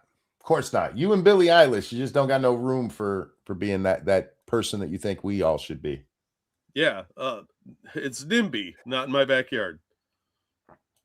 Unfortunately, for now, I don't have any space. But if you have space in your home and you want to play into a program that we've already had for a very long time, you can do so. But nobody's forcing you to take anybody in your home. Nobody's forcing you to take anybody in your home. Wow. To hear, I live in a 1-bedroom in New York. See, this is one of the reasons I don't like Michael Knowles. I often agree with the man, but like when he does arguments like this, you should be calling him out on straw manning. Yes. I don't think Michael Knowles is a very good debater. He's not. He's a decent commentator, but he's just not good at this sort of presentation. He needs to take some debate classes or something along those lines to like maybe practice with Shapiro a little bit, and he could get up to speed, but he's just too not good at this. And let's play to some stereotypes for a minute, Jack. Even if Harry was in a studio apartment, for those who don't know what a studio apartment is, it's a 1-room apartment basically. As far as I know, all you need is a place to sleep and keep rain off your head. And even in the room I'm in, which is a 10 by 10 room, I could probably have, I don't know, 10 people sleep in here. Yeah, you get some bunk beds, and I mean, just on the floor. Oh, well, look at the magic they could do in prisons with some like narrow bunks, even with little aisles and like little storage areas. There's tons of ways you can make people fit.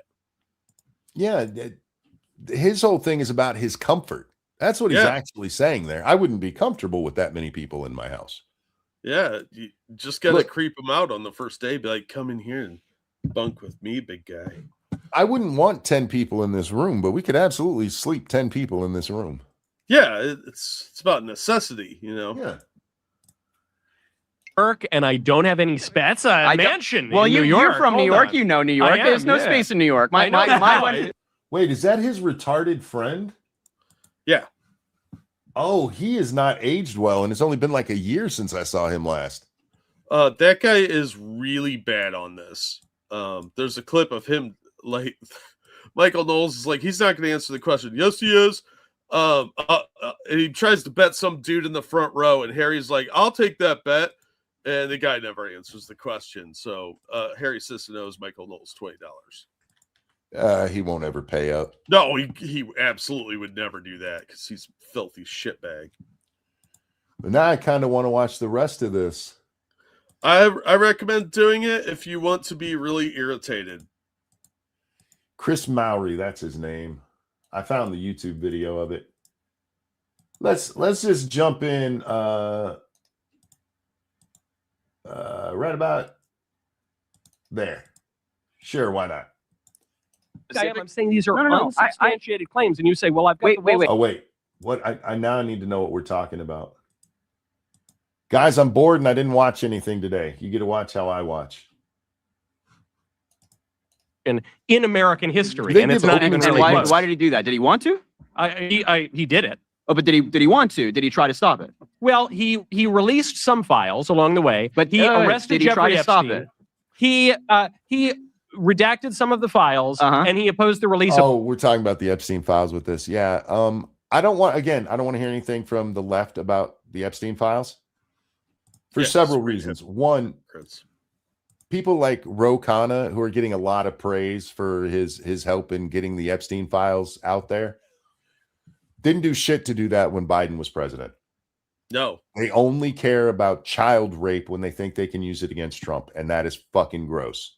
It is really gross, and they're absolutely framing this like Trump is a pedo, and we all know that he cut ties well before anything was found out.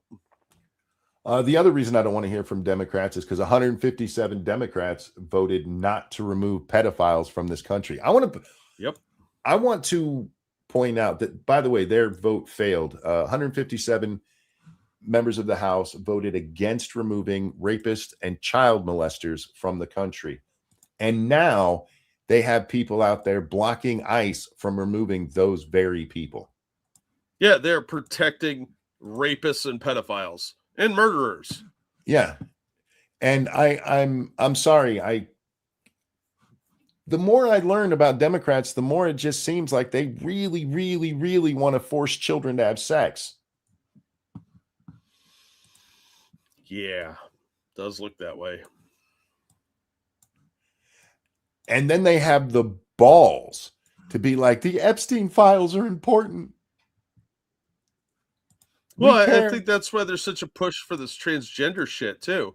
Because if a child can make life-altering decisions about their body for surgery, why can't they do it with consent, right? Yeah. That's the mentality we're up against here. These are dirty child rapists. Yeah. That's all.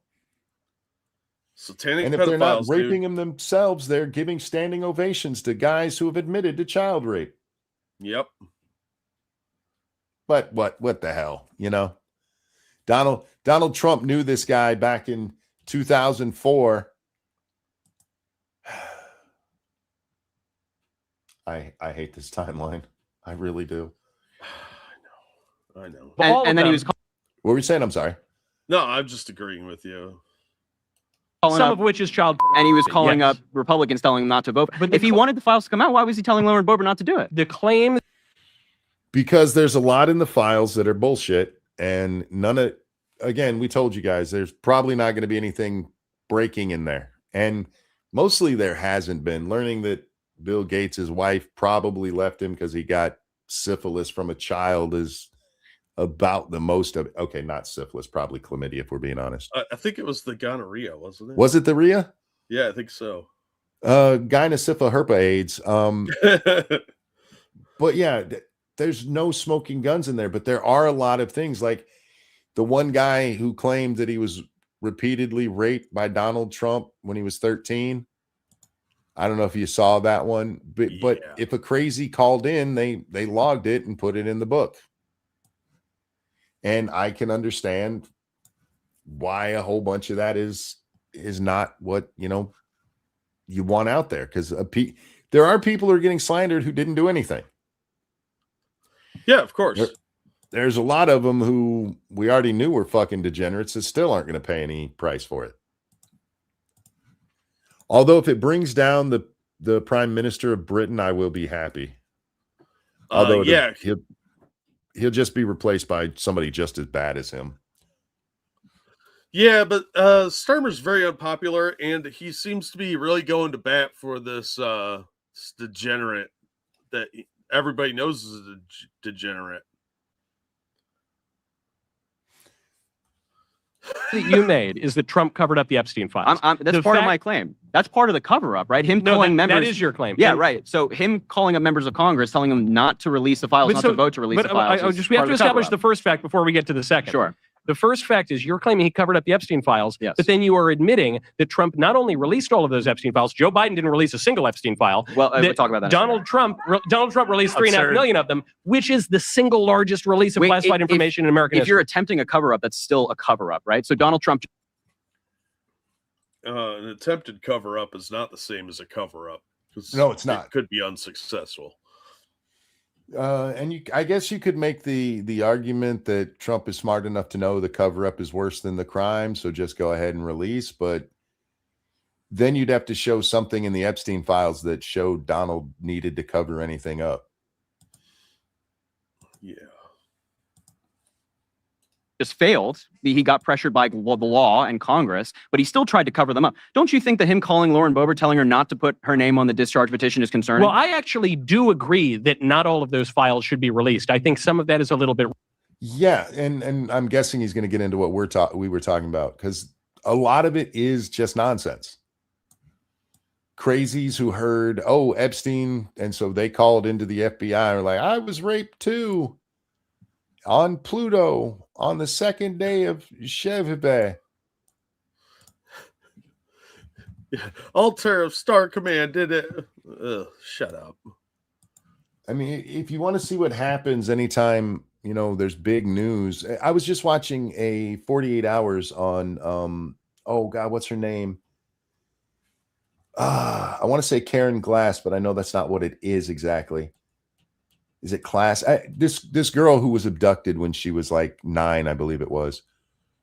And the guy who did it, he killed her almost immediately. He was planning on doing horrible things to her, but his car broke down. The amount of tips that they got in that case? There were like 12,000 tips called in. You know how many? Polyclass? Huh? But was that Polyclass? Polyclass. That's it. Thank you. Yeah. 12,000 tips. You know how many of them were relevant? Like one. So this is what I'm trying telling you guys about the Epstein files. Again, a client list would be great. I just don't think one actually exists, or if it does, it's in the Marianas Trench by now. Yeah. Anything interesting got destroyed a long time ago. Yeah. Reckless. I think it undermines certain principles of American justice, like innocent until proven guilty. I think a lot of those claims have been debunked, which we saw in the files. And I think some of it is actually child sexual abuse material, which obviously should not be released. But we know that there are still more documents out there. Like, no. Aside should from not be released, and some claims that have been. Yeah, go ahead and say, of course. You're a Democrat, so I bet you want to see the video. Let's just be honest. Come on, Harry. You're going to stand up for illegals in a little while. Just be honest about who you are, son. Let me ask you this, Harry. How do you know there's still stuff not released? There's some stuff that's not unredacted still. Not a lot of it, and much of it has been figured out by people comparing other emails and shit. Mm-hmm. Disproven even in courts, even by judges. So obviously those names shouldn't be released. Nevertheless, on the first point, there is no arguing. It is the largest release ever in American history. Therefore, he didn't cover it up. To the second point, that if it were true that he had done the opposite of what he actually did, would that be one of the worst scandals in American history? And I can think of a few others. I'll try to go through them quickly. Aaron Burr, former vice president of the United States, tried to establish a brand new country in America. True. That is a real thing he tried to do. Yep. And my favorite conspiracy from history, the so-called suicide of Meriwether Lewis, who shot himself twice. Hey, sometimes that first shot doesn't do the trick, and you gotta do it again while you're hanging with from a tree. Flintlock. It's amazing how many people in American history have committed suicide in ways that are physically impossible. Yeah, I'm just wondering how much dirt he had on the Clintons back then.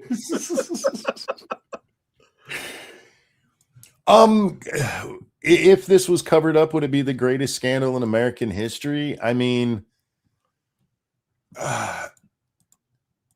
no. I would say Tuskegee's worse. Oh, that's a tough one, because I mean, it really depends on who is still in power. Like, how many powerful people are actually clients and we're banging kids, but we're never going to have those answers. So it's really impossible to say how big of a cover-up this actually has been. Well, now we've seen the stuff. So with what has come out, there's no smoking guns in there. There's few names where you can point to it and go, yeah, that guy touched kids. Honestly, it's largely a nothing burger. And I hate saying that because we are talking about children who were abused. Yeah, there's some interesting stuff. I am intrigued to. I was watching Asmongold, and my conspiracy part of my brain was all fired up because the weird way they talk about pizza, it is kind of bothersome to me. That's definitely code for something. Yeah, and ordering all those drums of sulfuric acid definitely make my conspiracy radar fly, but we don't have any evidence yet.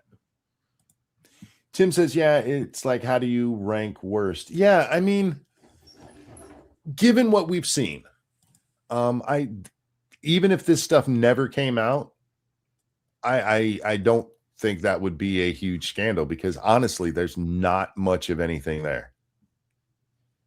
If there had been some smoking guns in there, absolutely a cover-up of that would be among the worst ever.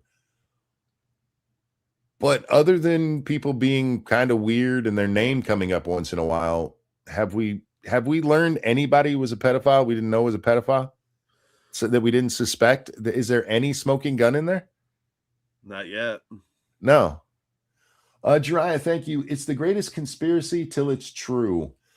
Pizzagate. Yep. Yeah.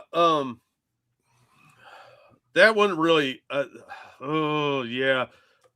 I think if more information were to ever leak out, we would definitely find some really horrific stuff going on. But unfortunately, all that stuff is pretty well buried at this point. Just like Uma Abedin's backup phone logs and text messages that were on Anthony Weiner's laptop. Yeah. That's been totally erased from memory.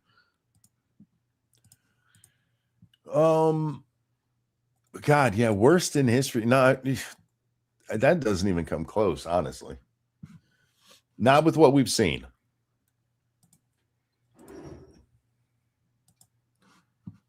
Seems to me like a bigger scandal.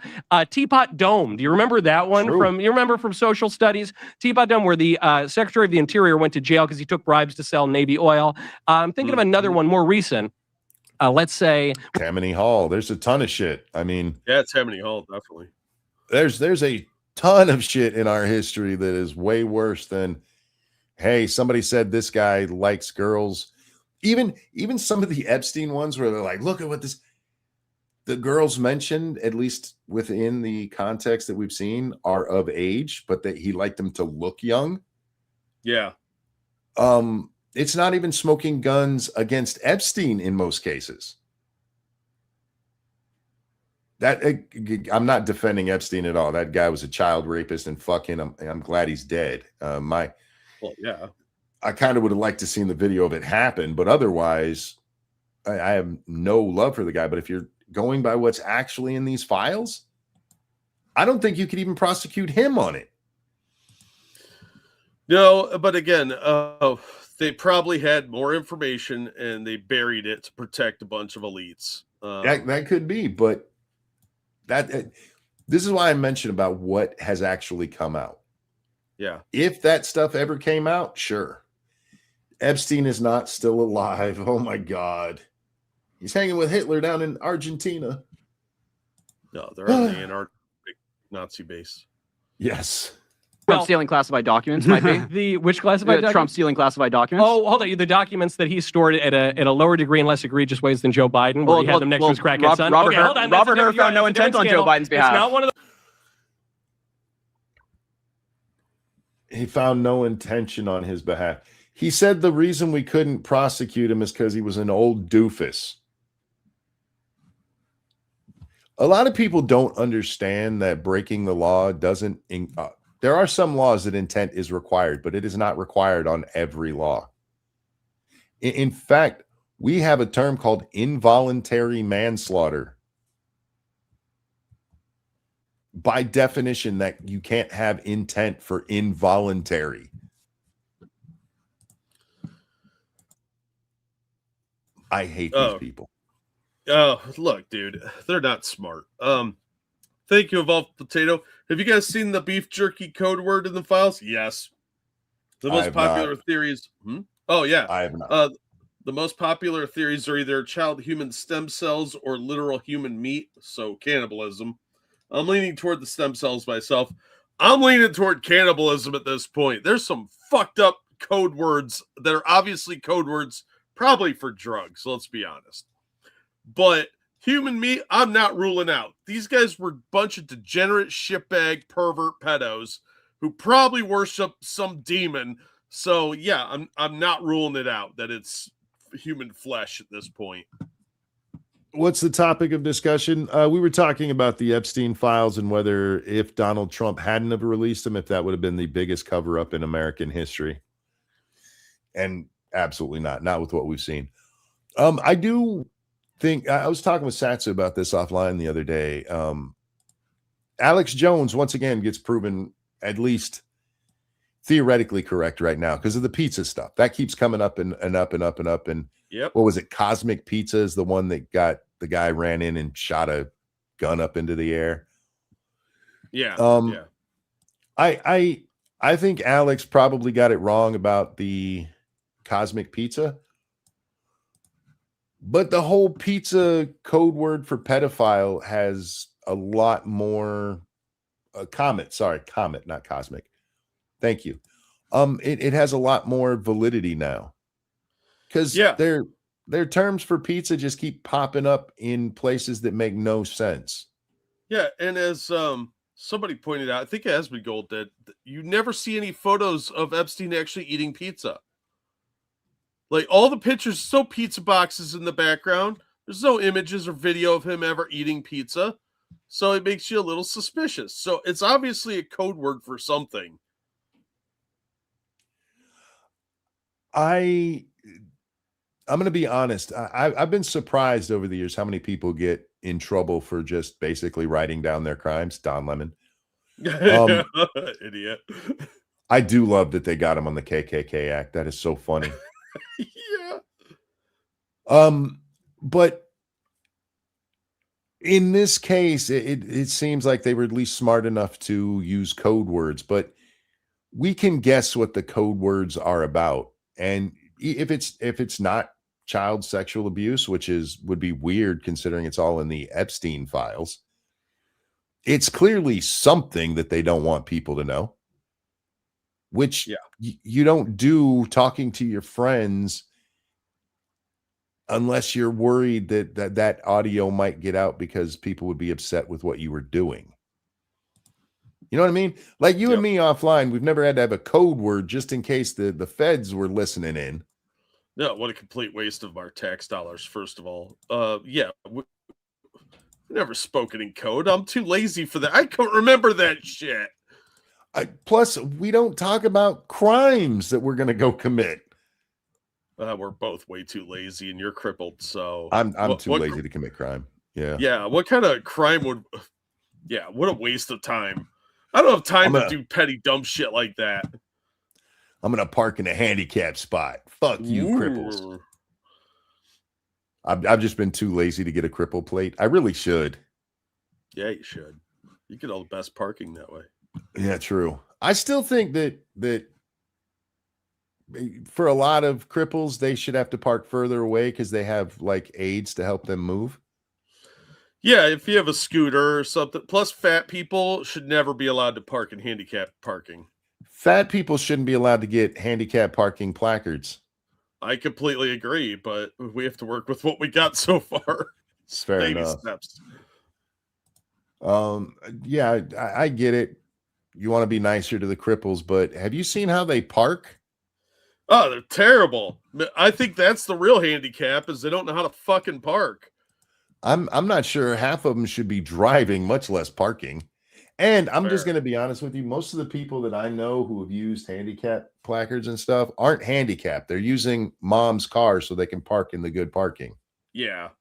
And then I'm told, hey, it's a crime. You can't say that they're not, you can't see all handicaps. I'm like, I can see that motherfucker's walking better than I am. I hate that because I do have one of those things that you can't see my disease or my injury. Yeah. It's not like I'm missing a foot. And I still walk constantly people tell me when I go to Walmart, like, you should get one of the driving carts. I'm like, there'll be a day when I have to. And until then, I will walk my cripple ass around. Yeah. Because there are people who actually need that cart right now, and that fat fuck is in it, and that cripple guy can't actually use it. Yeah, it's never old. It's almost never old people or cripples. It's actually just a bunch of fat tubs of goo. Fatties. Yeah, you can hear the crying of the scooter as they go. It's fatties and fibromyalgia. Yeah. Yeah. Because I've had people say that to me. You can't say that just because they're moving okay doesn't mean they're not hurting. I'm like, are you for real right now? You just said that to me? There's a tear running down my cheek, and it's not because somebody littered. There's a callback. How many of you guys get that reference? I'm old. Yeah, you are. Oh God. Yeah.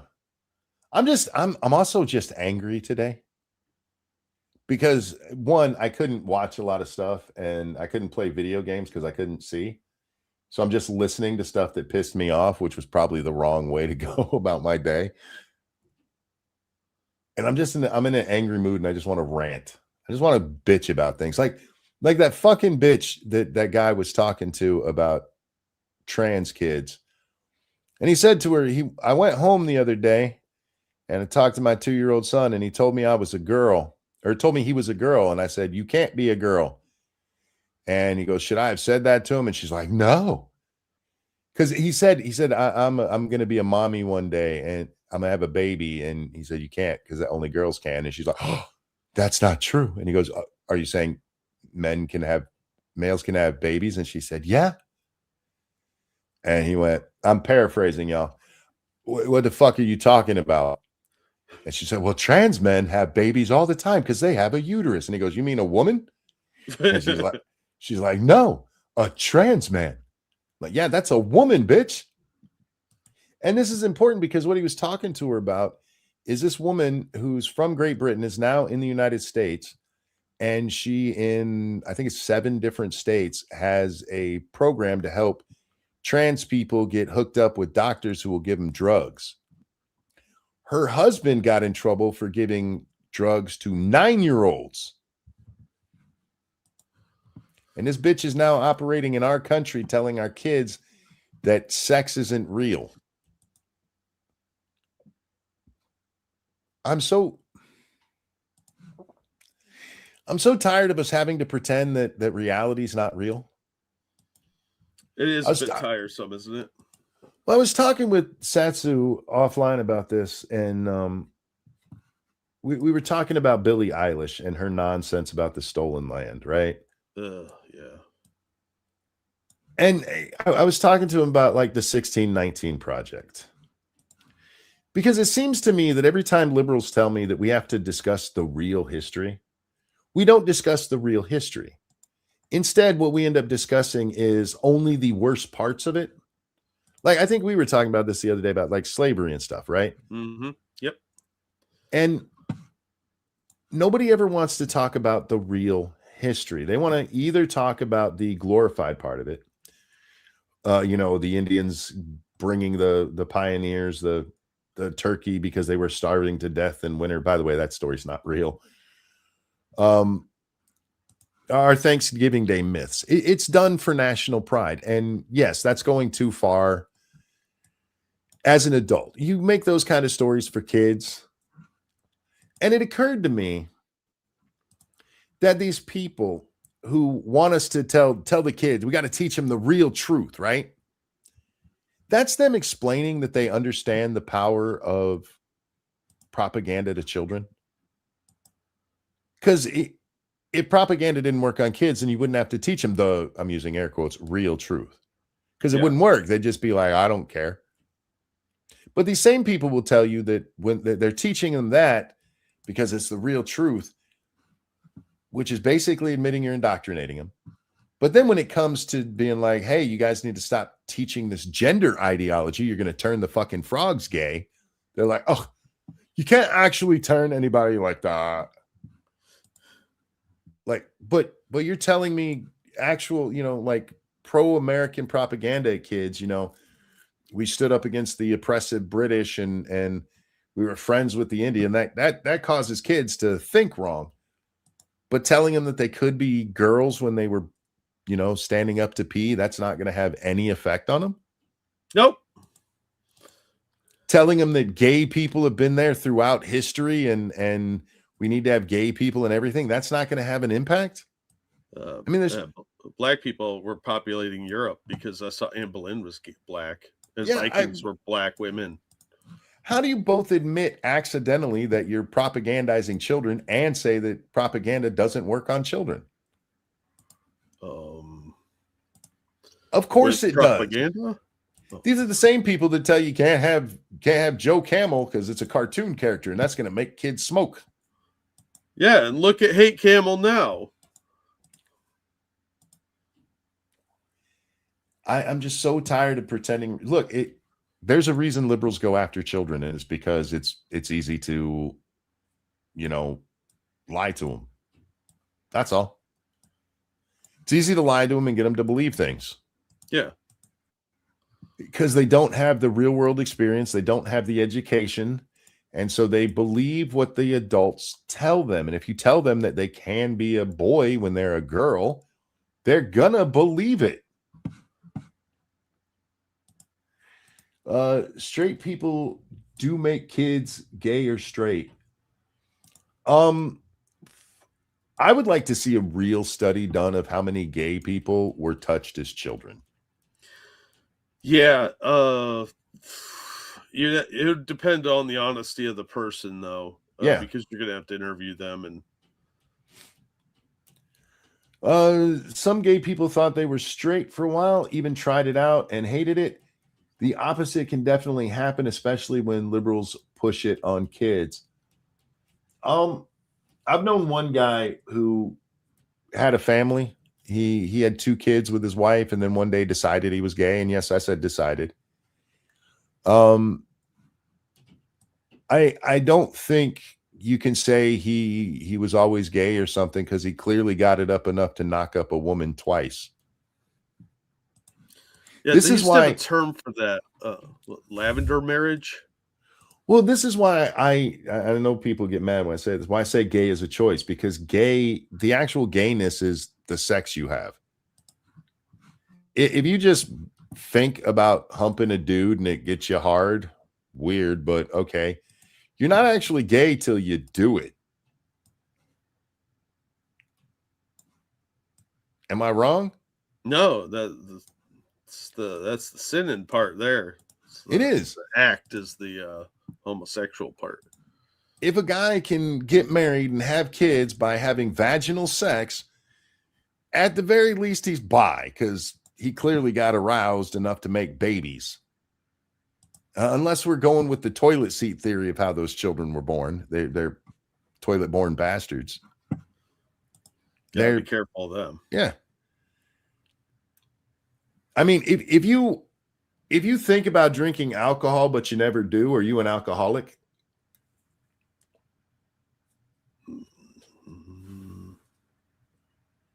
Because I'm told if you even have one gay thought, then you're actually gay, because all it takes is the thinking on it. But if you're banging a chick and you got her pregnant, how gay can you be? You have to make a choice to do the overt action that actually, is gay. That's all I'm saying. False equivalency. How so? How so? I'm willing to learn. I really am. Because when it comes to your sexuality, I get it. Different things turn you on, but some people are turned on by balloons. What is their sexuality? Balloon sexual? They're called lunars. That's not documentary. It's really unsettling. I mean, I don't think you can just boil it down to what turns you on is what your sexuality is, because lots of weird shit turns people on. And it's neither penis nor vagina related in many instances. Alcohol is an actual physical addiction. Wait. If you let me rephrase it for you. If you think about alcohol but never drink it, do you enjoy alcohol? Is that better? Yeah, look, we're not saying you can't be gay or that we have a problem necessarily with homosexuals. I don't really give a fuck what you do in your bedroom that doesn't involve me. So, yeah, do whatever you want. But the origins of it, because they were hunting for the gay gene like 10 years ago. And then somebody pointed out, if there's a gay gene, abortions might go in a different direction. There's a lot of problems with the gay gene. Again, like with that guy I knew who had 2 kids, your genetics apparently don't allow for that. I don't see anything wrong if gay people choose to be gay. I don't see why that's an offense. I don't know, but they get real butthurt about it. They do. I don't know. I honestly don't know the origin. Maybe there's a gay demon out there that goes around and touches people and makes them gay. I don't know how it works. Is there gay Cupid? Who knows? This is beyond my pay grade. I really don't give a fuck if you're gay, but scientifically, it's an area of interest to the medical field, I would think. I think that people have more autonomy than we like to give them credit for. I mean, I've seen hot blonde women. I can't go rape one of people, but I like blondes. Go tell my wife, like, yeah, I slept with her, but I'm a blondophobe. I have blondism. No, we have self-control. And if you're self-control and you're like, no, I want to bang a dude, go bang a dude. I'm not saying you can't. I'm just saying stop trying to pretend it's some cosmic event that happened to you that you're just like, no, I was born liking butthole from men. I like hairy butthole. What can I tell you? Stop trying to be special. Yeah. And if you want to have a gay relationship, have it. But again, to me, it's wanna, not gotta. It's a want. It's not a need. If you're Muslim, you can claim sexual emergency. All you got to claim is that you were following Muhammad's lead. Blondophile, fair enough. Fair enough. Clipping that, go ahead, do your thing. One of the biggest arguments I ever got into over this was with a bunch of liberals, because I told the guys in there that if their eyes were closed and they stuck their little wiener through a hole and somebody started sucking on it and it was a dude that they had no way of knowing it, there's no mustache or anything, that they would get hard and have an ejaculate. Like, I couldn't. Like, there's a wet mouth on your penis and you're going to tell me that you couldn't? Yeah, that's bullshit.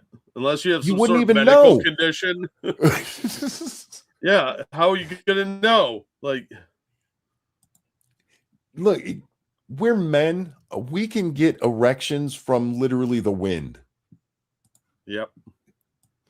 I remember as a kid realizing I got an erection from the way I was standing against a desk, because suddenly it became uncomfortable. Like, oh God.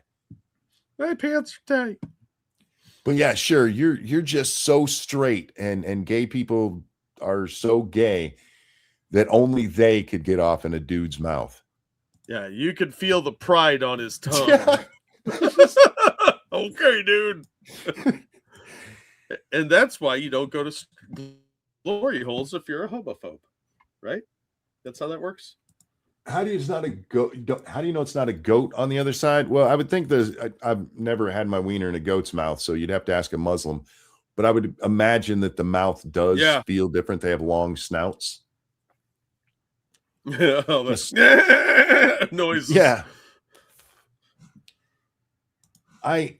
I just don't think it's offensive to say that it's a choice to have gay sex. I don't see why that's offensive. I don't know. I'm not saying you can't.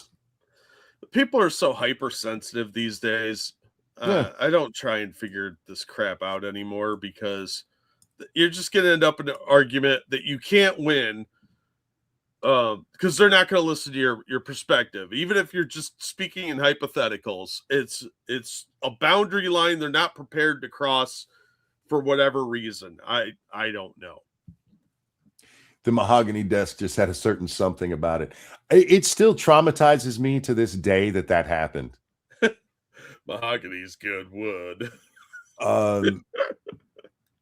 Yeah, just something about the way that I was against the desk. I moved slightly and my little wiener went, hey. And I was like, this is not the time or place. That cedar made me oak.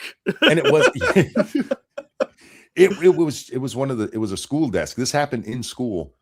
Oh. Yeah. Yeah. That's kind of weird. Yep.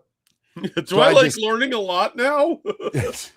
I just stayed real close to the desk till my pants got a little looser. See, that's some shit you women never have to worry about, you know? Even the most randy chick, it's not like, you know, her lips start poking out of her dress. Chicks can get off on weird stuff too. Well, sure, but they can hide it. When you're in school and you're wiener. First of all, we really do need to separate kids from like all the puberty years. Just have boys and girls going to different schools for that stuff as we go through different things. You know what I mean? Yeah, it probably would be healthier for everybody.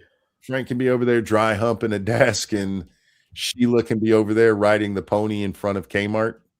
Yeah. Yeah, we should separate us for that stuff. I like laundry day. Why? Spin cycle. Spin cycle. Yeah, but women get it so much nicer because the worst they got to worry about is cold nipples getting hard, but that could just be from cold. Yeah. You can't pretend your wiener's hard because it's cold outside. It's never been that cold outside. I've got a raging clue. I'm solving a mystery. Cork Soccer, thank you again. Let's be blunt. If you knew what a cock looks like and tastes like before you know what it was for, chances are you look at them often now. Yeah. Milo Yiannopoulos.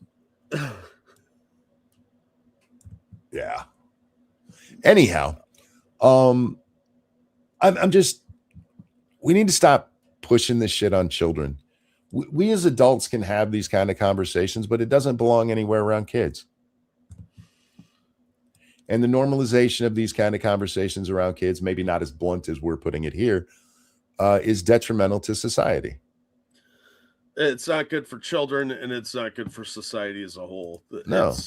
This whole thing of trying to turn kids into mini adults is very, very detrimental to society. Yeah. I was watching Think Before You Sleep, his video from, I guess it's like 3 months ago, where he was talking about these different cartoons. And we talked about one of them at the time where they suddenly, after a long time, introduced these two girls. What were their names? Jade and Sapphire, I believe. And look, they're gay. And they talked to there's an interview with the woman who was in charge of all this shit. And they did it on purpose. Of course. They leaked in this and they hid it for a long time and then spring it on kids. Why? What's the point of that? One, you don't even need that kind of relationship in we're talking little kids cartoons, Jack. This isn't for like teenagers. This would be like putting a gay couple in DuckTales when we were growing up. Yeah, it doesn't make a whole lot of sense to do that, but I mean, we all knew that Fred was banging Daphne and that occasionally Shaggy would hook up with Velma, but they never put it on screen. They didn't need to. The subtlety was there. I mean, it was pretty obvious that they would team up, like Fred and Daphne would go off together and look for a monster, if you know what I'm saying. And then Velma and the other guy, the dog, are kind of doing their thing. And oops, I lost my glasses. You know, your mind could do the wandering on its own. Subtlety is a lost art. What song were we listening to the other day? Pony came on by Genuine. And even that for its time was like much dirtier than stuff before it. But I'm like, if this song came out today, it would just be called Fuck Me. Yeah, the art of it, the artistry of seduction is gone. Well, I think I've told you this story before. The one channel that I watch reactions on, the lady was really happy because they were doing a reaction to Little Red Corvette. And her father passed a couple years ago, and she's like, this was always my dad's song for my mom. And then they start listening to Little Red Corvette. And she gets mortified. Because if you guys have never paid attention to the song Little Red Corvette, it's about a chick who's really good at fucking. But it's also a song that you can play with children around and they're not going to pick up on that. Yeah, they're not getting the euphemisms that are buried in the song. And it's not like it's super buried. It's just buried enough that it's not in your face. Look, hump me. Mahogany desk. God damn it. Thank you so much. So wait, I was nothing to you? Some kind of one-night stand? The tube sock tried to warn me about you, but I didn't believe them. Would it kill you to at least come see your son now and then, you deadbeat? Yeah, you guys had a little derby car together. Man, I like I said, I'm still mortified that happened to me. But look, every guy in this audience got a boner at one time when you weren't expecting it. Yeah, and when it was wildly the last thing you wanted to happen, like just the complete most awkward time for it to happen. Whether it was in gym class when you're next to a pretty girl, or you're up at the blackboard, or just standing at your desk. Romeo asked what channel it was on. It's on Rob Squad Productions. Amber now has Amber Reacts because apparently Rob cheated on her. Oops. Yep. What's his name? Channel? It's not Rob. I forget what his name is. But it's on his channel still. Just look up Rob Squad and Little Red Corvette. Yeah, it's funny as shit because when she's talking about, of course, I know that song, huge Prince fan. Yeah. And she's like, it's so romantic. This was his song for her. And I'm like, oh my God, this is gonna be funny. And it was. It was. Yeah, I was in the car listening it to the radio, and it had Raspberry Beret come on. Oh yeah, and yeah. I haven't heard that song in probably 20 years. And I'm paying attention to the lyrics for apparently the first time. And he was talking about his boss and how he doesn't like my kind because we're a bit too leisurely. Yeah. And then I was like, whoa, how did I miss this? And then he's like, and then I was doing something close to nothing. I'm like, Jesus. I mean, that song has a line. She drove me to the place where horses run free. Yeah. Yeah. She had a pocket full of horses, Trojans, and most of them used. Yeah. That was never even listened less. to the lyrics that close before. Oh yeah, I love Raspberry Beret. I was working part-time at a 5 and dime. My boss was Mr. McGee. Anyway, check out ZZ Top Pearl Necklace. Wonder what that could be about. Yeah, that's a mystery. Now, you forget we grew up with a lot of these songs. There's a lot of songs that are dirty as shit. Yeah. But most of them were presented, I mean, in cognito. Yeah, and back in the 80s, even a lot of parents didn't get the references. So there were some euphemisms being used that even adults didn't know because they just were those things spread from like East Coast to West Coast and vice versa. So there was a good chance you hadn't heard that yet. Like the kids probably had, but the adults hadn't. Mm-hmm. So it was a little bit more of a covert thing that teenagers could get a kick out of. And if they didn't know it, then you were just blissfully ignorant. And if you did know it, look what we're getting over on the parents. Well, there's a great, I don't know if you ever watched Arrested Development, but when the one dude is singing with his niece and they're singing Afternoon Delight and they realize what that song is about. Yeah. Because if you're just listening along, you're not really paying attention to the song. It's just like this catchy, happy tune. Not really something you should be doing karaoke with your niece about. I would hope not. Yeah, but there is money in the lemonade stand. Sharp Dressed Man was Wink Wink Tug Tug. Or sorry, Nudge Nudge. Was it? What did I miss in that one? I haven't heard that song in a long time either. That's just a guy talking about how getting really dressed up will make the women want you. Pretending you're rich to get some tang. Yeah, that's fair enough.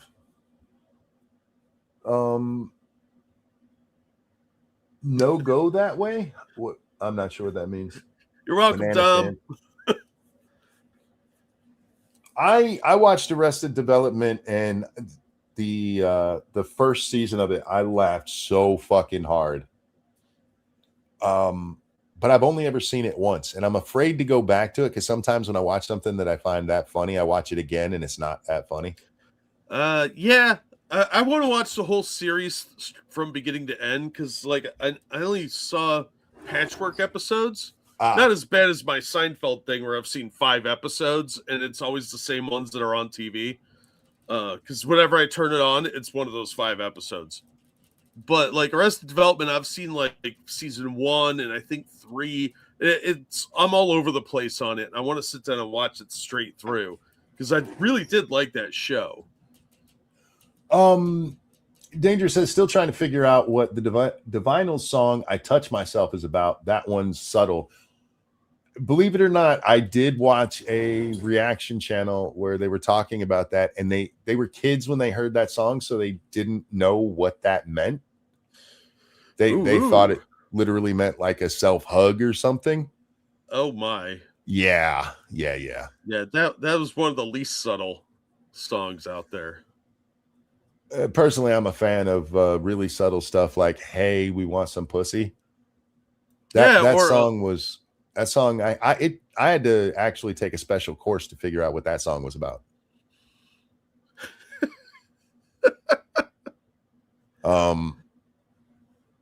We sang that in 6th grade in school because the teacher left the room on the last day of school, and we just had free time. Somebody had a tape player, a boombox they brought in, and my friend had 2 Live Crew, so we put it in.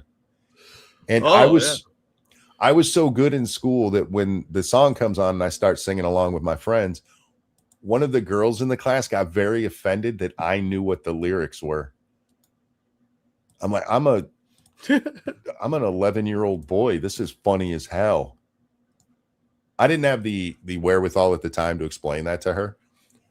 But yeah, you let some 11-year-olds get a hold of a song like that, and they're all going to learn it. Oh yeah. My personal favorite of subtleties is Lords of Acid's "Pussy." I'm not familiar with that one. I just dropped the link in the public chat there if you want to watch it. It's just the static version of it, so there's no video. It's a really catchy tune. Thank you, Okie Native. Conway Twitty would be a borderline banned from the radio nowadays, right? But that again, modern audiences wouldn't know what the fuck he's saying because they lack the ability to decipher subtlety. Conway's songs weren't as dirty as people think. Like "Lay You Down" is probably one of his most well-known dirty songs, but it's literally just a guy singing about how he wants to bang his wife. Yeah, but he has a way of making it sound dirty no matter what he's doing. Like whenever that guy starts singing, you're like, this guy's a pervert.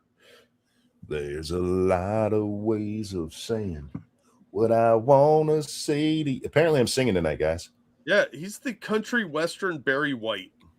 Well, Conway also wore tight jeans, and we all know how big his dick was. Sadly, yeah. Because there was no hiding it in jeans that tight. Yeah, there's a reason Loretta Lynn always wanted to go sing with him. It had nothing to do with his talent, if you get my drift. Are you saying that he was her mahogany desk? Yes. Oh my gosh. Yeah, I gotta revisit some of those old 70s country western bands because they're pretty good. Tight Fitting Jeans isn't really a dirty song. By the way, my favorite Conway Twitty song. It's about this chick who goes to a country bar one night because she's grown up. Well, she gets married to a really rich guy, but she just dreams of being a good old boy's girl. So one night she goes to the country bar and they dance and talk about how she just wanted to be a good old boy's girl. He never actually even says they have like sex or anything. He hints to it, but he doesn't actually say it. Yeah. Well, like Ruby took her love to town. Yep. Slow Hand, yeah. His rendition of Slow Hand sounded dirty. But it's no different than who originally did that? Was that the Pointer Sisters? Yeah. Yeah. It's no dirtier. It's just the way he delivered it. Yeah. Yeah. By the way, if you guys don't know who Conway Twitty is, your life makes me sad. Well, I feel bad for a lot of younger people because they missed out on, like, we had to listen to what whoever was driving us in the car back in the day. Now they all have headphones so they can, listen to whatever's on their iPod or phone or whatever you grew up with. We didn't have that luxury, so you had to listen to all these different types of music every time you were in a car. And that kind of exposure, I think, is really healthy. Hello, darling. It's nice to see you. It's been a long time. Yeah, I know that one too. I'm actually a little jealous of today's kids when it comes to music. because when we were growing up, we had whatever's popular at the time, or like if it was country, it was really old country, your parents' music, or rock. They would be like my mom loved the Everly Brothers, which I do too. I like their songs, but kids today, there's so much music out there for them to find that is really good that I'm actually jealous of them. Yeah, but they're not encouraged to look for it. They're not encouraged to try out new stuff, and that's how you get garbage like Bad Bunny. Like, you're listening to this slop when you have literally 100+ years worth of music to dig through. You know, they're not looking up Blue Throat Rosin from 1935. They're not listening to anything by like Big Iron or anything like that. They're listening to slop. Well, this is why I liked the rise of reaction channels. Yeah. When you and I are growing up, everybody listened to the same music, whether your family was country or rock, or even once rap comes along. You listen to all of it, no matter what color you were. And then rap does come along, and this gets labeled black music. And suddenly you have, okay, no, you're from the country, you can only listen to country music. You're from the city in white, so you got to listen to rock music. You're from the city in black, you got to listen to rap music. And that is such a dumb way to live, because there's great music in all genres. If you don't like rap, I get it. But otherwise, I mean, there's really great music out there.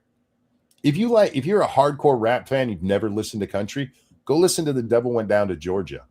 I would argue one of the first rap songs ever made. Yeah, I'd agree with that. There's so many good blues bands that inspired rap music. Sure. That are just completely overlooked these days. Half of rap music is sampled from great songs that came before.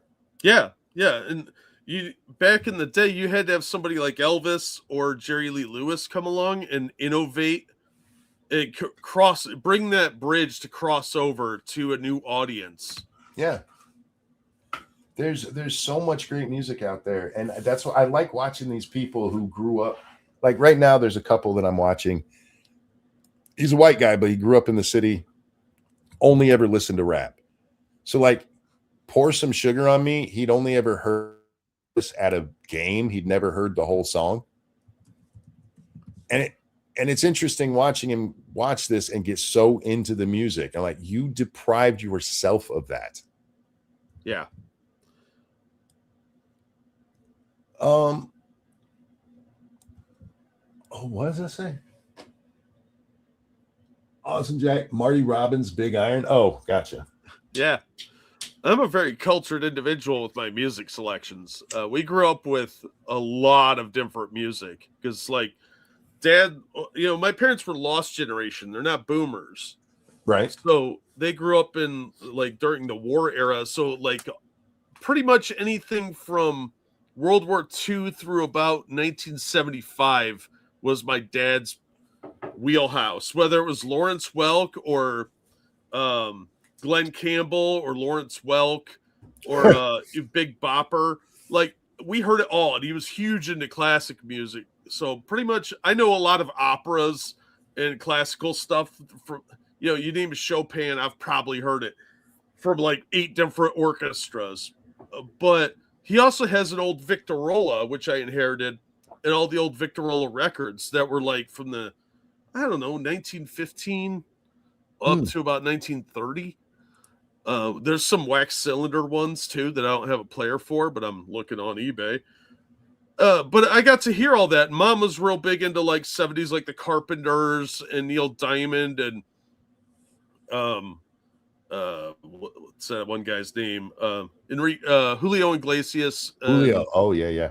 Yeah, and Mathis. Yep, your mom and my mom would have got along.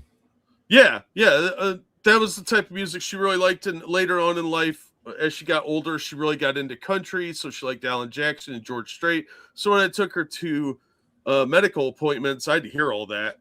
And, it was such an eclectic mix. And they both liked Kenny Rogers because he's the bomb. Because he's Kenny Rogers, and every woman in that generation wanted to have his babies. Right.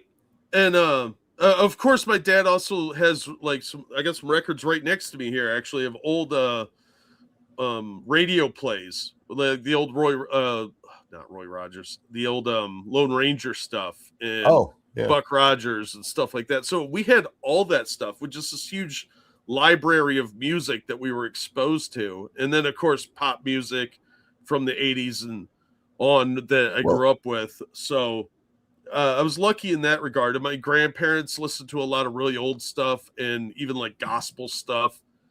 So yeah, I got to hear all of that. And yeah, I have a pretty good selection of Bing Crosby records sitting here, and John Denver for some reason, that I'm still going through because I inherited all that stuff.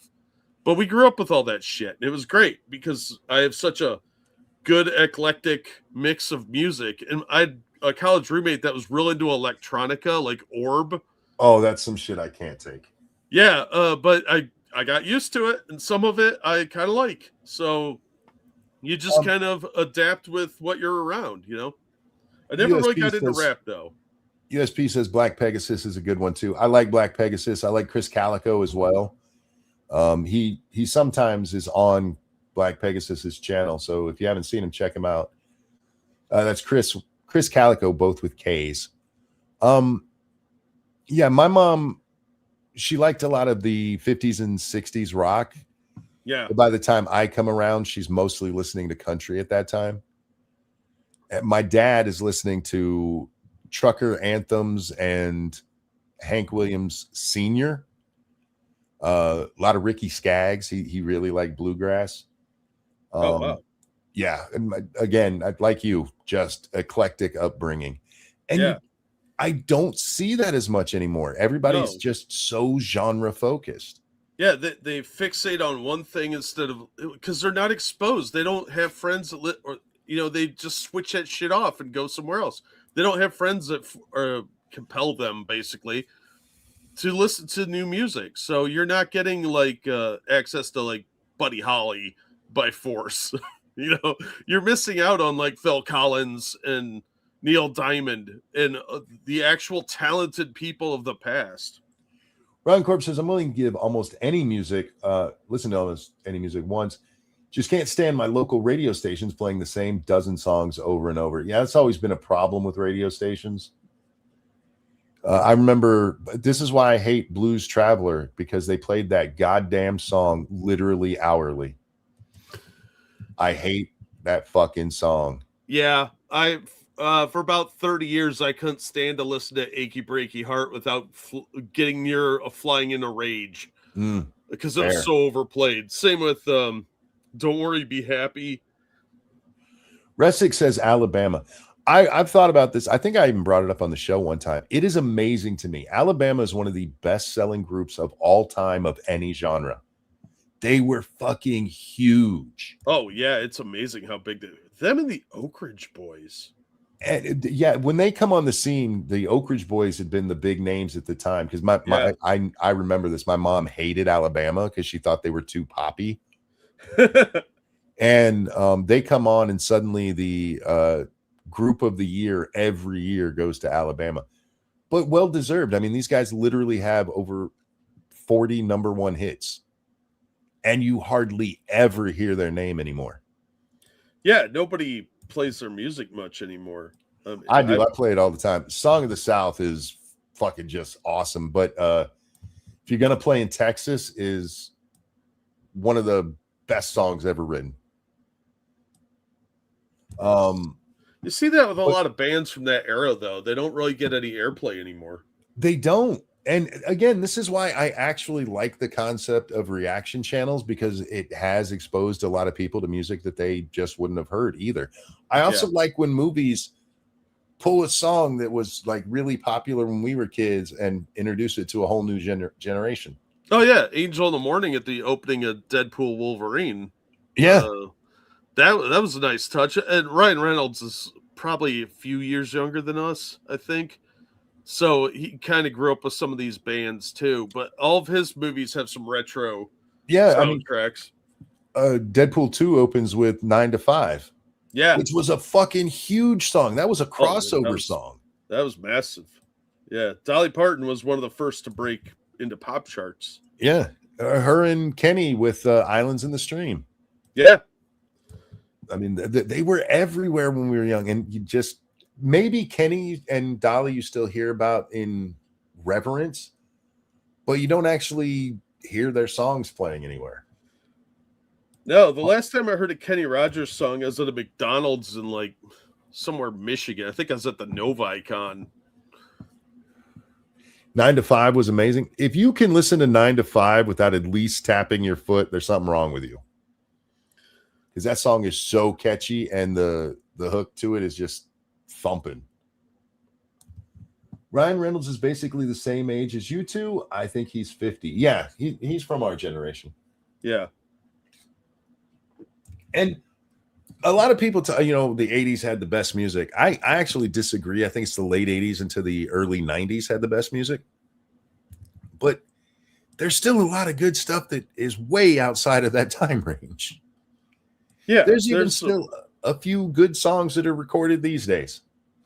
oh, They're harder to absolutely. find. Yeah. Yeah, it is harder to find because it's harder to find good talent. I am really hooked on Apartment by Rose and Bruno Mars. That is such a catchy tune. I'm not familiar with that. I don't listen to much new stuff anymore. I'm at my age. I'm just listening to my stuff because that's what I Well, like. I don't think you'd like it because she's from K-pop. Is she high pitched? I don't know.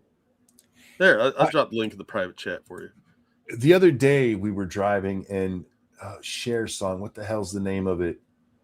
Gypsies, Tramps. Fuck. I forget what it is, but it's from the 70s. It's after her and Sonny break up and she goes solo. And I mentioned yeah. my wife.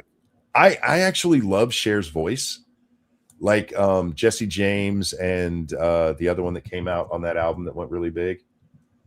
I like Cher's voice because she has a deeper voice. And so when Believe came out and she was doing that god-awful high pitch, it just completely turned me off of her because I have very sensitive ears and high pitches I can't take. I like a woman with a deep voice if I'm going to have to listen to a woman sing. Yeah. And so when she comes out with, oh, die. You just raped my ears and I can't take it anymore. Yeah. I like the Ink Spots from back in the day.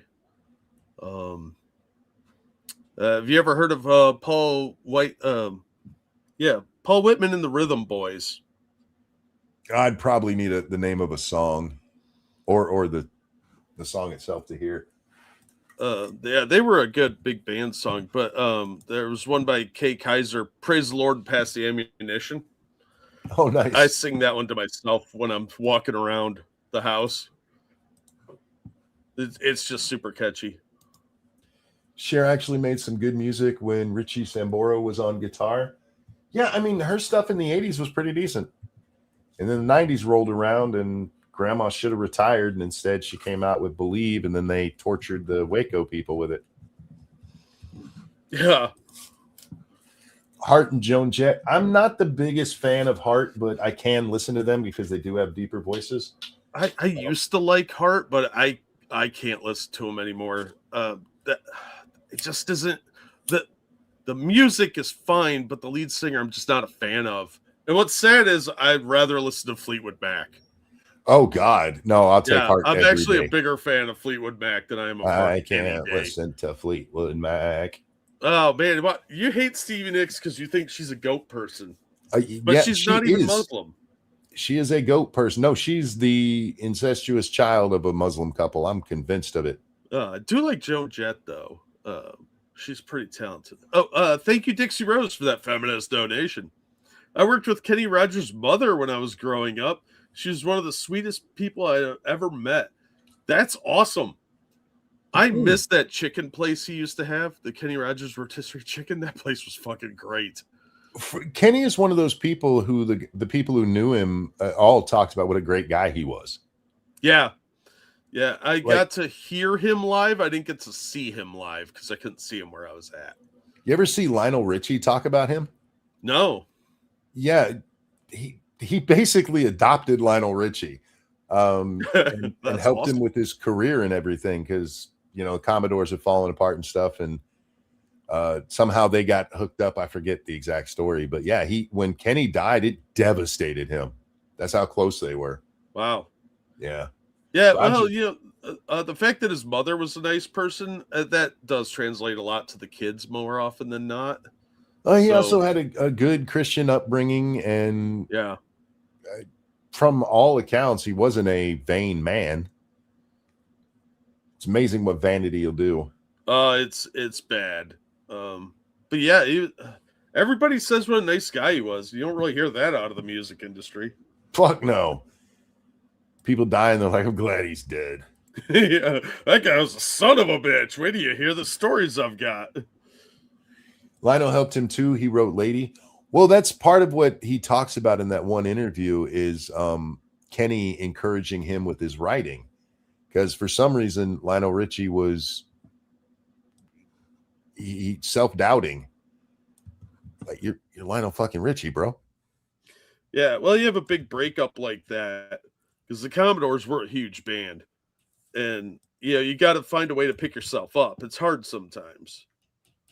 Kenny just wasn't for me. And you know what? This is something that I everybody needs to learn about music. Some music just isn't for you. Yeah, I'm not a big fan of hip hop, but I recognize that there's some talent there, or used to be, and really not anymore. Yeah. You don't have to like everything, and it's especially like if it's like one of the really popular things, you can be like, I really don't like that. Yeah, I think it's important to at least listen to it though and give it a chance Sure. because you'll be surprised. Like Little Nas, I don't like him as a person, but that one song he did with Billy Ray Cyrus, fucking catchy. Well, I was What is that? resisting- Old Time Road. Old Time Road. Oh yeah. Yeah. I was resisting Jelly Roll, but my wife was a huge fan. So finally, fine, I'll listen. And yeah, I'm hooked. That dude's voice, bro. Jesus Frosted. Yeah, Monk, that was my point. Yeah. Like what you like and don't like what you don't like. That's I don't understand people that are so when I was talking with SDA and we were talking about favorite bands, and she told me hers. I forget what it is at this point, but she's like, don't tell anybody because it's kind of silly. And I listened, it was actually pretty good music, but she's worried that people would judge her for the music she likes. Judge me. I give a less than a rat's ass. Yeah, I don't really give a fuck. I like what I like, and I don't like most rap. So I don't like any rap really. But although Pittsburgh Slim's song "When I Like When Girls Kiss Girls," that one holds a special place in my heart. Thank you, Frosted Glass. Shameless plug, but this Friday at 9 p.m. is going to be the final episode of the quarter with our own Mr. Jack guesting. Stop by to see if you can finally give Gunsky a coronary. Free punch and pie. I didn't Yes, know they were wrapping up the show. Yeah. He asked me the other day to be on because it was the first guest, so it seems appropriate I'll be the final guest too. So this Fair. is kind of my fault, I guess. But yeah, I'm really excited to do it. I'm really bummed the show's going away. Yeah, I have something to. I know there's something coming up this weekend. I don't remember what it is. It's the corner at 9 p.m. on Friday, Eastern Standard Time. Yeah, I blame Gunsky too, Frosted, because I'm not taking responsibility for it. The corner's retiring. Apparently. Lionel talked about it on Joe Rogan. Basically, he never really thought he was that great. He thought he needed an education in music or something to be good. Yeah, and it's one of the problems we have with professionalism in our society, especially with something like art. Yeah, if you learn, you can learn to be a competent musician. You can learn all of the ways you're supposed to do things and how meter and all that shit works and stuff. But some people are just born talented. Yeah. And unfortunately, because of the way we teach it, like, no, you can teach art. I mean, you can, sure. But it gives people this false impression. Like, I knew kids in school who could draw really, really well. Yeah. This one Asian kid in my 4th grade class, any character from any cartoon he could draw. But he was never trained, so he didn't think he was very good at it, while the rest of us are sitting around going, that's cool. Can I have one? Probably comes from his Asian parents making him do like cello instead. But Yeah. there's this idea that you have to learn this kind of stuff. And no, you really don't. You have to hone talent. You Sure. can have raw talent, but honing it, that's where you become a master. But yeah, Oh. some people are just born good at it, and you need to focus that energy and say, yes, you are good at this. You need to do some anatomy classes and focus that talent and really bring out the artistry of it and become a master of your craft. A lot of the time, the changes in art come from people who buck the established rules.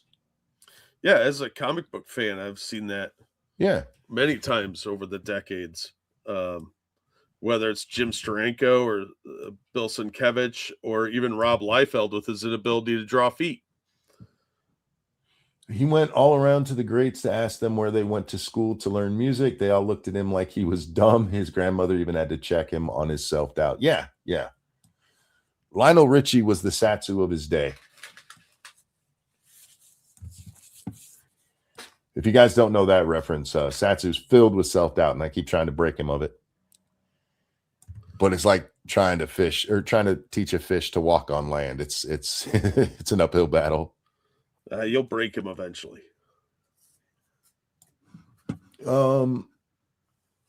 Stay away from the PDF. What the hell? I worked during the last corner. You can catch the replay, man. I'm assuming they're going to leave it up. Art is subjective, and who am I to judge? Well, you see, art being subjective doesn't mean you can't judge it. It just does. It means your opinion isn't necessarily right for me. Yeah, and that's the thing with any review or any critique. They're just giving you their perception, and if you agree with them, that's great. If you don't, whatever. Yeah. But if you have similar tastes, and a good reviewer should be able to say, well, this has talent, it's just not for me. And say the pros and cons of it if at all possible. Unless you disagree with me, then you're just dumb. I have a lot of trouble listening to disco. And me and Bloodwing have had many conversations about this. I think most of disco is just ass. It's just crap. But there are some gems in there still. Staying Alive is one of the catchiest songs ever written. Oh, absolutely. Plus, it's great for doing CPR. True. I've heard that. Yeah, it shockingly works really well. But my opinion that most disco is shit isn't wrong. It's right for me, even if you love the shit. Yeah. You liking it doesn't make it wrong. Just means we have it. That's what subjective means, where a lot of people think that means you can't have an opinion on it. No, you still get an opinion on subjective stuff. It's actually what it means is we all get to have our own thoughts on it. Let's be honest. The modern interpretation of what subjective means is you don't like what I like, so you're wrong. Yeah. Most of disco is ass. I agree. I really do. It's kind of the reason I don't like a lot of music today is because a lot of disco is the same sound with just different lyrics over it. Yeah, that's true. But there could be a disco inferno, Monkey. There could be. There are some great songs from the 70s, but in the disco part of it. But there's a lot of shit in there too. Yeah. I feel that way about a lot of 70s heavy metal, though. I think there's some really good gems in 70s heavy metal, and I think there's a lot of just trash. Yeah, I mean, for every Ronnie James Dio awesomeness, there's a lot of Kiss garbage. Now, Yeah. the one thing I will say that is not subjective is "A Stairway to Heaven" is unquestionably one of the worst songs ever put to music. You really hate that song. I fucking hate that song. The only song I hate more than that is "Imagine." And that's Ooh. because that is dumb hippie shit. Yeah, that song is horrible. Yes. Have you ever seen the movie The Apple? I don't think so. If you ever get a chance, I recommend watching it. It's probably on Tubi or one of the other free services because it is quite possibly the worst movie I have ever seen in my life. Mm. And that is saying something. But the soundtrack and the whole thing has a very disco vibe to it. And I hate using the word vibe, but it actually applies here. It has the aesthetics of disco, and it has a lot of disco songs. And it was inspired by disco, using the bunny ears really heavily, which I think is code for LSD. Mm. But it makes no damn sense, and it kind of personifies that whole disco era because the music is trash, the look aesthetically is trash, the acting's terrible, and the plot makes pretty much no sense whatsoever. And I've seen Deathbed, the bed that eats people.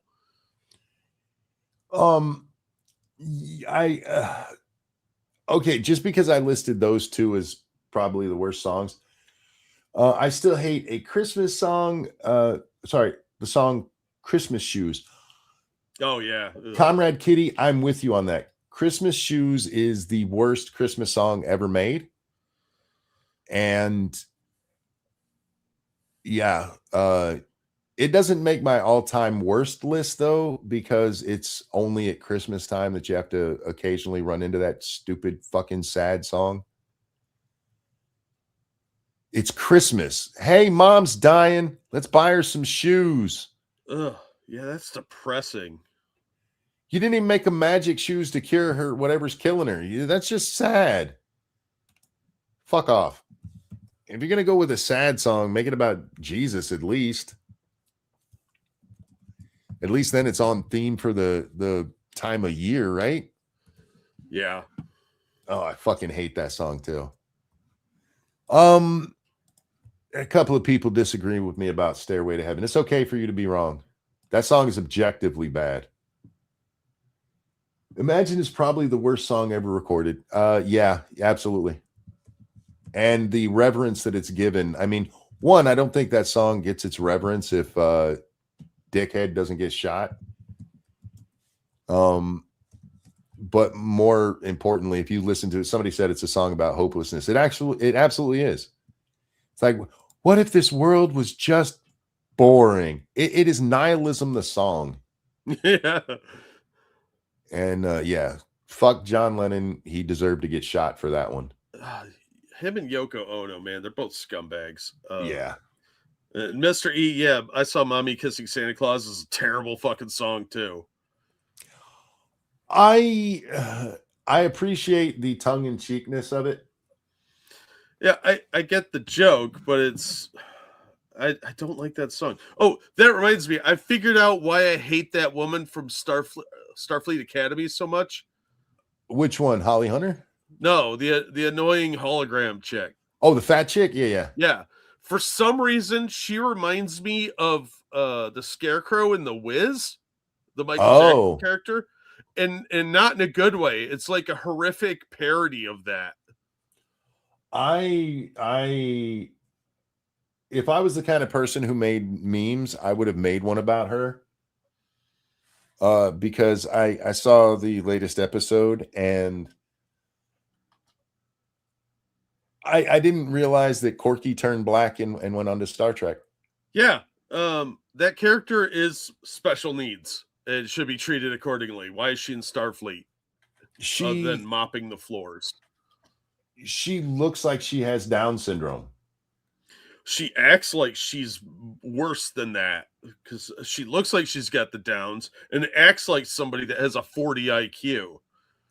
It's such an offensive character, and I really do think it comes down to For some reason, my brain has associated her with a knockoff version of Michael Jackson in The Wiz. And I don't know why, but I find it so morally offensive that I just, every time I look at her, I think, man, I hate this woman. And there's a smugness about her, too. Like, every scene, she's got that stupid smug smile. Ugh, hate her.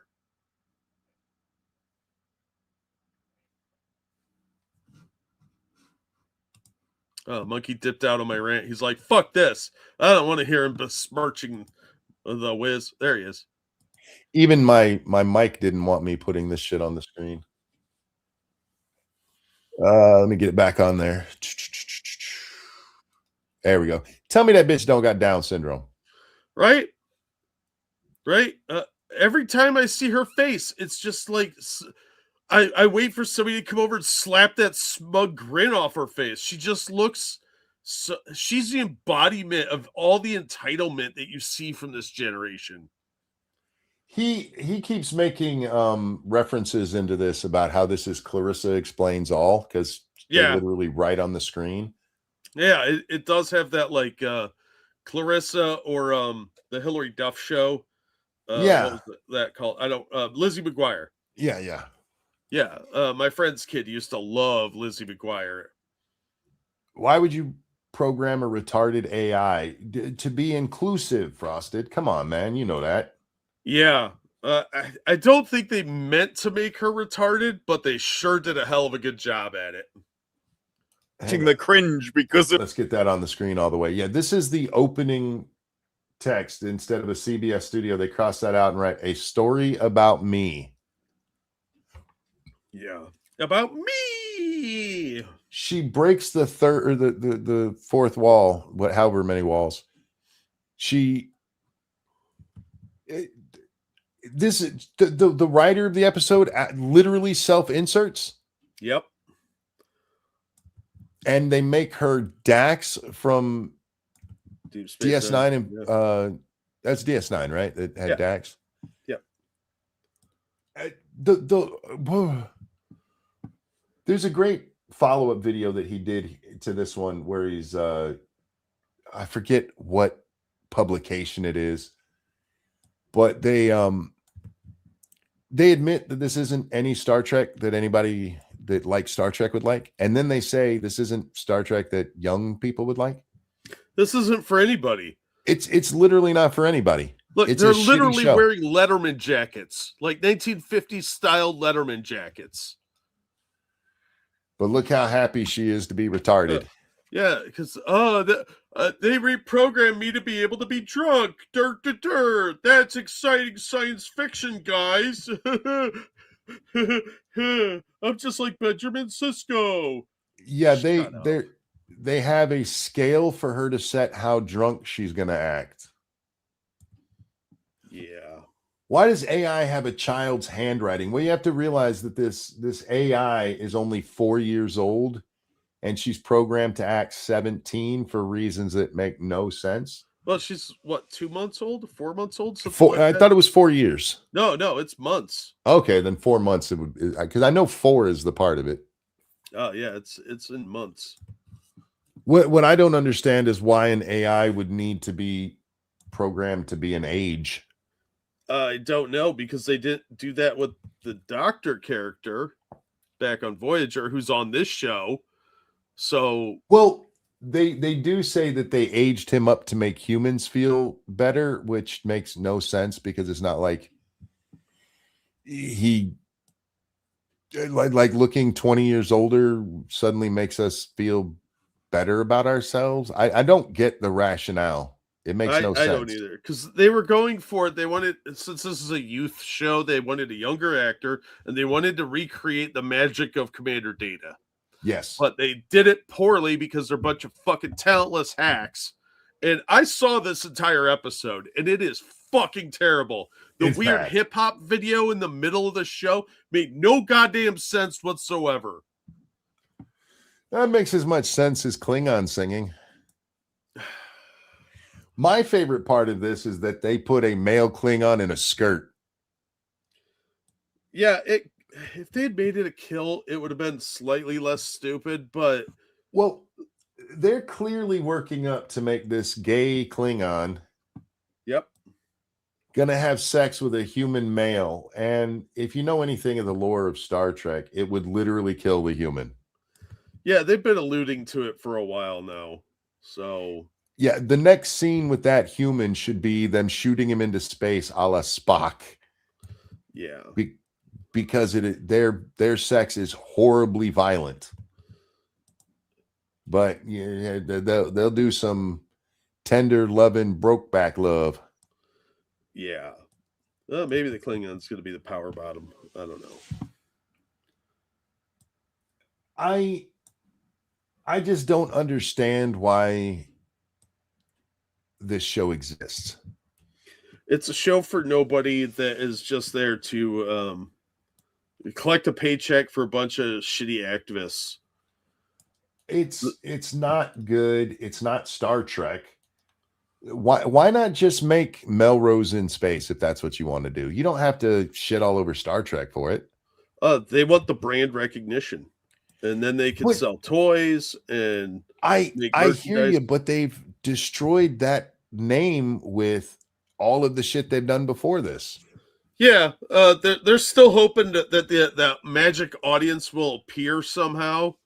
Either that or this is some sort of massive tax write-off that we don't know about. I'm so glad I refuse to watch any shows, reboot or remakes, as I know it will be ass. You know what? Speaking of that, we had the little one, my son's oldest, over this last weekend, and we were looking for something. She wanted to have like a movie night, and we are looking for something to watch. And Lady Monkey goes, "Oh, have you ever seen Muppet Babies?" Because we watched a little bit of the Muppets, the new Muppet Show. Horrible. Fuck the Muppet Show reboot. Bad. And really dirty.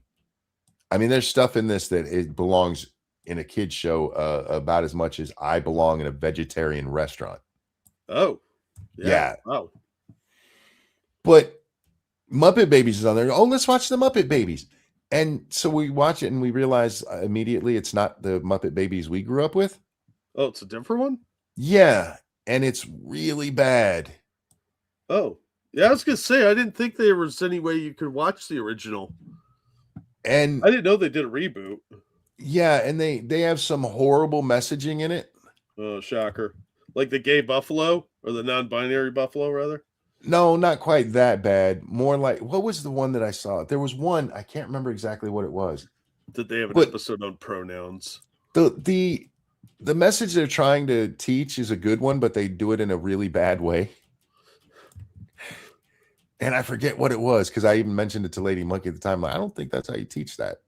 Gonzo commits a hate crime against Scooter because he thinks But he's. they do have an episode where Animal stinks and they're trying to get him to take a bath. And it reminded me of my favorite Cosby show or Fat Albert ever. Oh yeah. There's an episode of Fat Albert where one of their friends stink. He stinks real bad and they're trying to get him to take a bath. And one of them decides to get logical with him. And they say to him, fish live in water all the time. And he says back to him, yeah, and look how they smell. And like, ooh, That's a fair comeback. he's actually. kind of got a point there. He's Yeah. kind of got a point. Anyway, I hand-drawn miss Fred animation. Albert. That was a good show. Hand-drawn animation better than CG animation. Yeah, the animation in the newer Muppet Babies was just trash. It's flat backgrounds with CGI characters. What? Yeah, and it looks as bad as it sounds. That sounds pretty bad. So Yeah, it wasn't very good. She liked it though. It had flashing colors and shit. You know, she enjoyed it for what it was. well, kids don't know any better. I'm not the target audience, but God Yeah. bless, that was bad.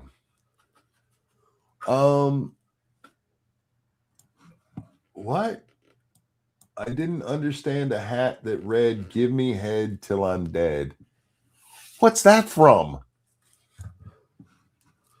Is that from the Muppets? I don't know.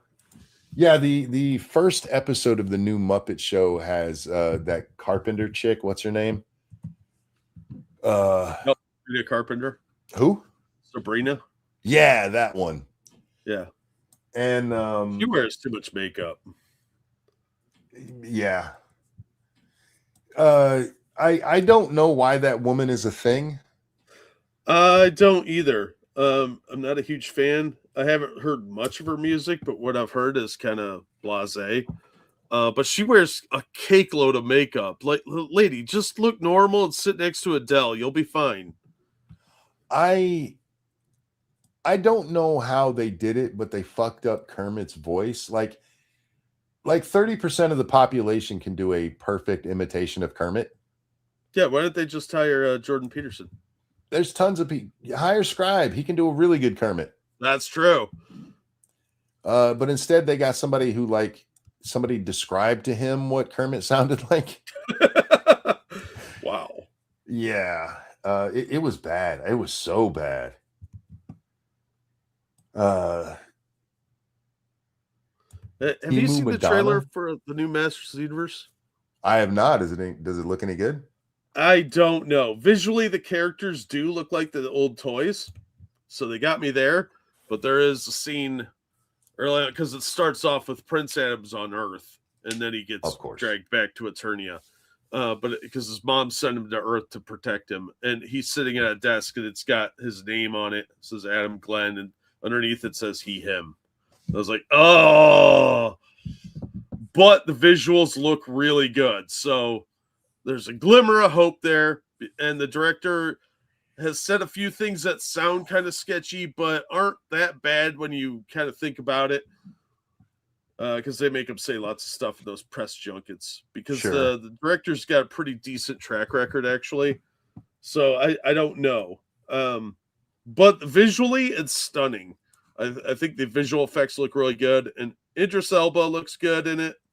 He's going to play Man-at-Arms, which I do detest race swapping, but at least he's a good actor. I am Steve says, oh, Steve, that's why you're going to say this. My 5-year-old son loves Teenage Mutant Ninja Turtles. It doesn't matter which version. As a parent, you should make sure it's only the good versions. How dare you? Yeah, the original movie and the 90s cartoon. This is why I don't like Steve's. You have so much hate in your heart. You can't be letting your kid watch that new shit. I'm just fucking with you. No, it's great when your kids like shit you like, isn't it? Seriously, one of my proudest moments as a father was the first time my sons watched Better Off Dead and laughed through the whole thing. That's such a great movie. Because they were seeing it at about the age that I saw it first. And yeah, they loved it. I'd seen the first trailer for the He-Man. It wasn't bad.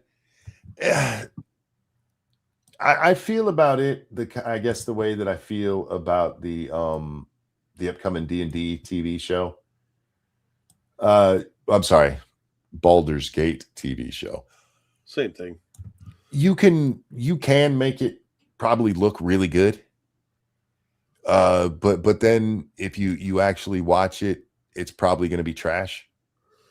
That's what worries me, is so much garbage being pumped out that it's hard to have any hope that they're going to even capture a fraction of the spirit of the original. You know, if you watch Rings of Power or just go see pictures and stuff from it, the visuals are great. They did a really good job with it. Just don't pay any attention to the actual story because it's trash. It's woke garbage. I'm worried that one day the modern audience will show up because I've seen what they're supposed to like, and I feel like these are going to be awful people. Yeah, they're going to be bad people, and they're going to be really dumb. Yeah. Because they'll have no taste whatsoever. One day that modern audience is going to show up. I'm convinced of it because I've been told enough that stuff has been made for them. Yeah, they're getting quite a back catalog of garbage to watch. And I mean, I hate to see humanity devolve into that low of an IQ, but it'll be there. Chance of cameos from 80s versions of He-Man. There's probably a good chance. Not the girl from Earth because she's probably old as shit now, but Dolph might show up. Yeah, I think Dolph Lundgren is probably one of the only major cast members still alive. The chick that played Tila is probably kicking around, but Maybe, yeah. other than that, like the Frank Langella who played Skeletor, I think he's dead. The modern audience is out on the street fighting ICE to protect murderers. What does it say? Chomos and drug dealers. True. No. See, I hear what you're saying. It's the people that they think are the modern audience, but to be an audience, you have to actually watch. Well, I think they would watch it, but they'd pirate it because they're a bunch of scumbags who never spend money on anything, other than frivolity. Like they'll go buy a $8 latte, but they won't go see a movie. And pay for it. They like free stuff and overpriced consumables. That reminds me, we haven't talked about this. The Washington Post layoffs. Yeah. Oh, bro. Oh my God, that was hilarious. Don't insult your boss is the life lesson there. So the Washington Post lays off like a third of its staff. What was it, like 300 journalists? I'm using air quotes. Mostly from the sports section, which is kind of funny. Yeah, they did also lay off 13 or 14, depending on who you hear it from, of the 19 climate change reporters. They also, some of these people got fired while they're like in war zones. Yeah. Which is fucked up, honestly. But that's I really hope they pay to bring them home at least. Because I hope they don't. Let them find their way. They might come back better people. That's fair, actually. But the funny thing about this is all of these people are wringing their hands and crying, "Oh my God, this is journalism dying!" And oh my God, can't believe this is happening. Well, one of the reasons it's happening is because the left boycotted the Washington Post. Yeah, and the Post, a bunch of people there were bad-mouthing Bezos. You bad-mouthed your owner? Are you stupid? When Bezos decides that the Washington Post is not going to endorse any presidential candidate, within a week, 250,000 people had canceled their subscriptions. Even if that's $4 a month, that's $1 million a week. That's $1 million a week. Yeah. And they're like, keep giving me money when we're not getting as much money. Yeah, you're going to have layoffs and cuts. Yeah. And they have way too much staff to begin with anyway. You don't need that many people on your staff if you can afford to cut 300 of their jobs. They definitely weren't doing fact checking, so they're not doing any editorial stuff. They keep getting sued for, bad reporting. Yep. These are the guys who gave us Nathan Phillips, the Vietnam War veteran. Yeah, that's right. These are the guys who gave us the evil smirk. Smirking menacingly. Ooh. Yeah, fuck all these people. That our problem in legacy media is that we have too much of them. They all should be fired. Fuck them. But I saw some bitch whining, their motto is democracy dies in darkness, and that's what's happening here. Like, bitch, you do realize this happened publicly, right? Yeah, it's not like it was secretly done. They made a big spectacle out of it. But democracy dies in darkness. Well, you guys didn't have that as your active motto during Biden's presidency, or he would have got 25th. Yeah. Maybe you should have some integrity and be good at your job. I know that's hard to say. But the reaction to it, 300 people lost their jobs. That's sad, right? Sure. Except they were bad at their jobs. And there are tons of people who lose their jobs every day. We have massive layoffs like in the gaming industry. How much have you seen the press wringing their hands about that? You don't, because it didn't affect them. Yeah. But every time one of them gets fired, it's the biggest, worstest thing that could ever happen, ever. Yeah. Bunch of self-righteous douchebags. Look, they don't try. Don't forget, journalists are the ones who gave us Learn to Code. And that got turned on them pretty quickly. Yep. Learn to code, fuckers. Stop telling me what I'm supposed to think and lying about people. frankly, some of you guys deserve to get sued. Anyway, yeah, I saw that story. I laughed my ass off. That was on one of those days where I was feeling really horrible, and it almost was enough to make me come on here and do a show. Because laughing at these tards losing their jobs, fuck them. And like you said, you're actively antagonizing your boss. You're actively encouraging people to stop supporting your business.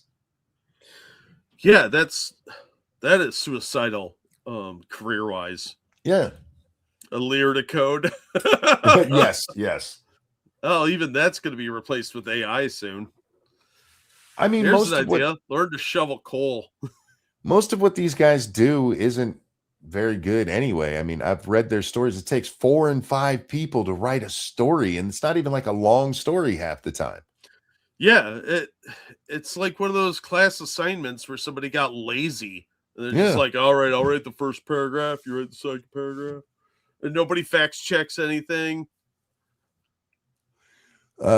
Johnny Cash, A Boy Named Sue. I like A Boy Named Sue, but for me, Johnny, if you want old school country, Johnny Paycheck, take this job and shove it. Are we talking about WAPO? Yes, we are. We're talking about the Washington Post. I figured Dangerous would get a kick out of that.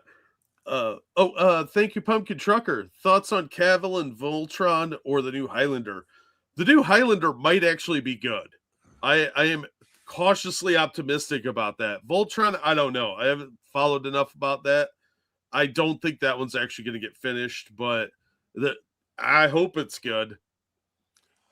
When it comes to any of these projects, it all depends on who's doing it, who's putting it together. Because even I like Cavill because at least with The Witcher, he tried to get it to stay as close to canon as possible. He clearly cared about it. And we've seen how that turned out. They basically make him an extra in his own fucking show. Yeah. And then he leaves and Liam comes in and they're like, now it's the girl show. And it's canceled. Yeah, he tried really hard. We don't get it like the success stories of Ryan Reynolds with Deadpool very often. No, sadly, it's getting harder to find good quality material. That's why the Markiplier's movie beating out Disney is such an important win. Yeah. So I'm cautiously optimistic because I know Cavill tends to try and have a lot more influence on the projects that he's in these days. So I'm a little more hopeful, but stuff like the new Avengers movie, I'm not going to go see it. I'll probably see it when it comes out on video. I probably won't watch the whole thing because it doesn't sound interesting to me at all right now. No, they didn't even have the script finished when they started filming. What are you guys doing over there? Disney hasn't learned a damn thing. Well, it's because look, even with Cavill's input and everything on it, it all comes down to the studio and the director at the end of it. And so he can do his best to fight for the integrity of it, but these people suck and all they care about is pushing a message instead of telling a good story. Yeah.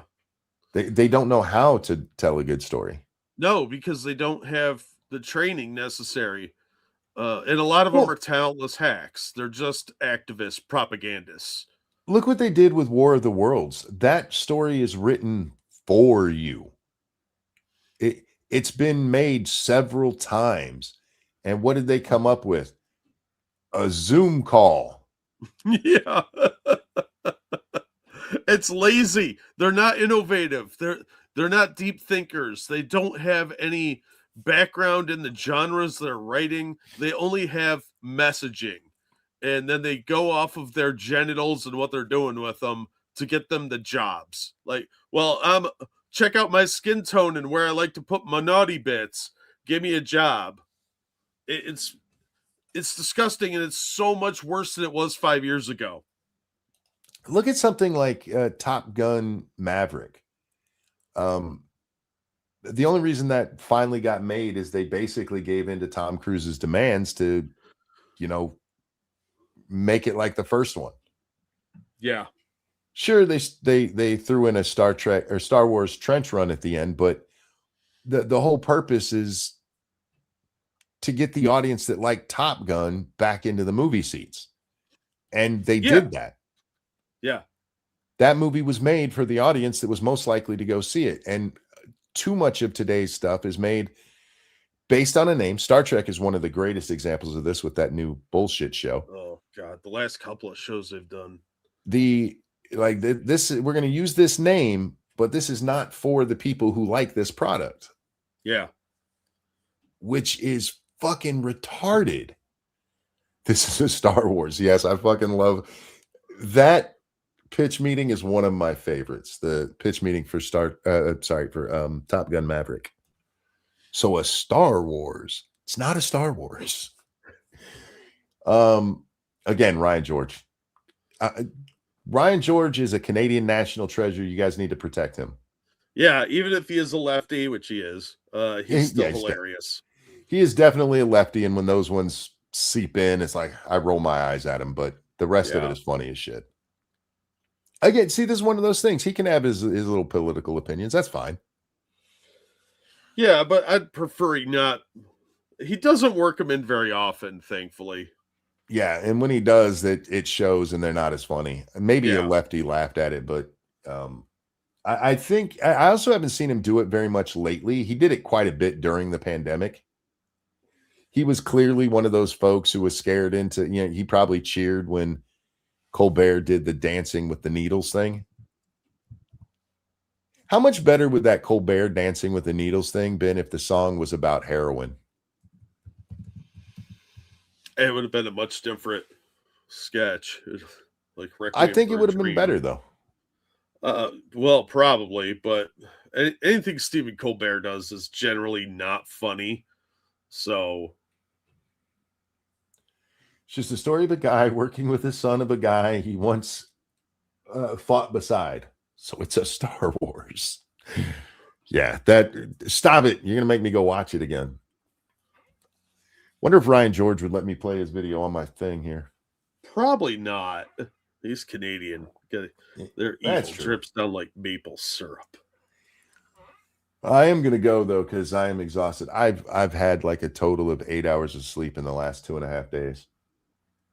And that's been in 3 different chunks. You do the math. Nope. I'm not going to participate in your evil wizardry math. Like I would have touched that witchcraft. Also, Maverick was massively diverse, but it was not mentioned once. Yeah, they did have kind of a girl boss character in there, but they toned it down. It looked like it was definitely headed in girl boss territory. But it gets toned down, and yeah, you can still have your diversity. Just don't make that the plot of your fucking movie. Yeah, that's all. Guys, thank you so much for coming and hanging out with us. Thank you for the donations. You guys are so kind. NFL, get your shit together. That was the worst Super Bowl in its entirety ever, and that's saying something. That's not something to be proud of. Don't put that on your resume. Jack, anything you want to show? I just dropped links to some awesome stuff, a new movie review, a new comic review, and there's also a new patron video up. So I've actually been fairly busy. I told people I've been working on stuff, just not getting it completed. Stuff's starting to get completed. So yeah. And I got next week's patron video scheduled. So I got a lot done in the last 24 hours. Reese Waves says, goodbye, gentlemen, and thanks for the good show. You guys are awesome and probably have giant wieners. We appreciate that. Thank you. Yeah, it's all true. I'm paraphrasing what they said, but the gist is there. I don't know why I'm like this. Guys, hope you enjoyed the show. Jack, a pleasure as always, my friend. Always glad to be here.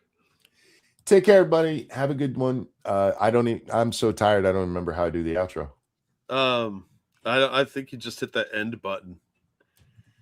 Take care. We love you. We'll see you next time, which should be tomorrow. Just saying.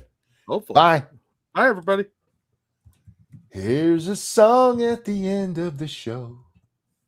I don't know why I'm singing for real. I Think it's probably because Bad Bunny ruined me. That was so bad. It was.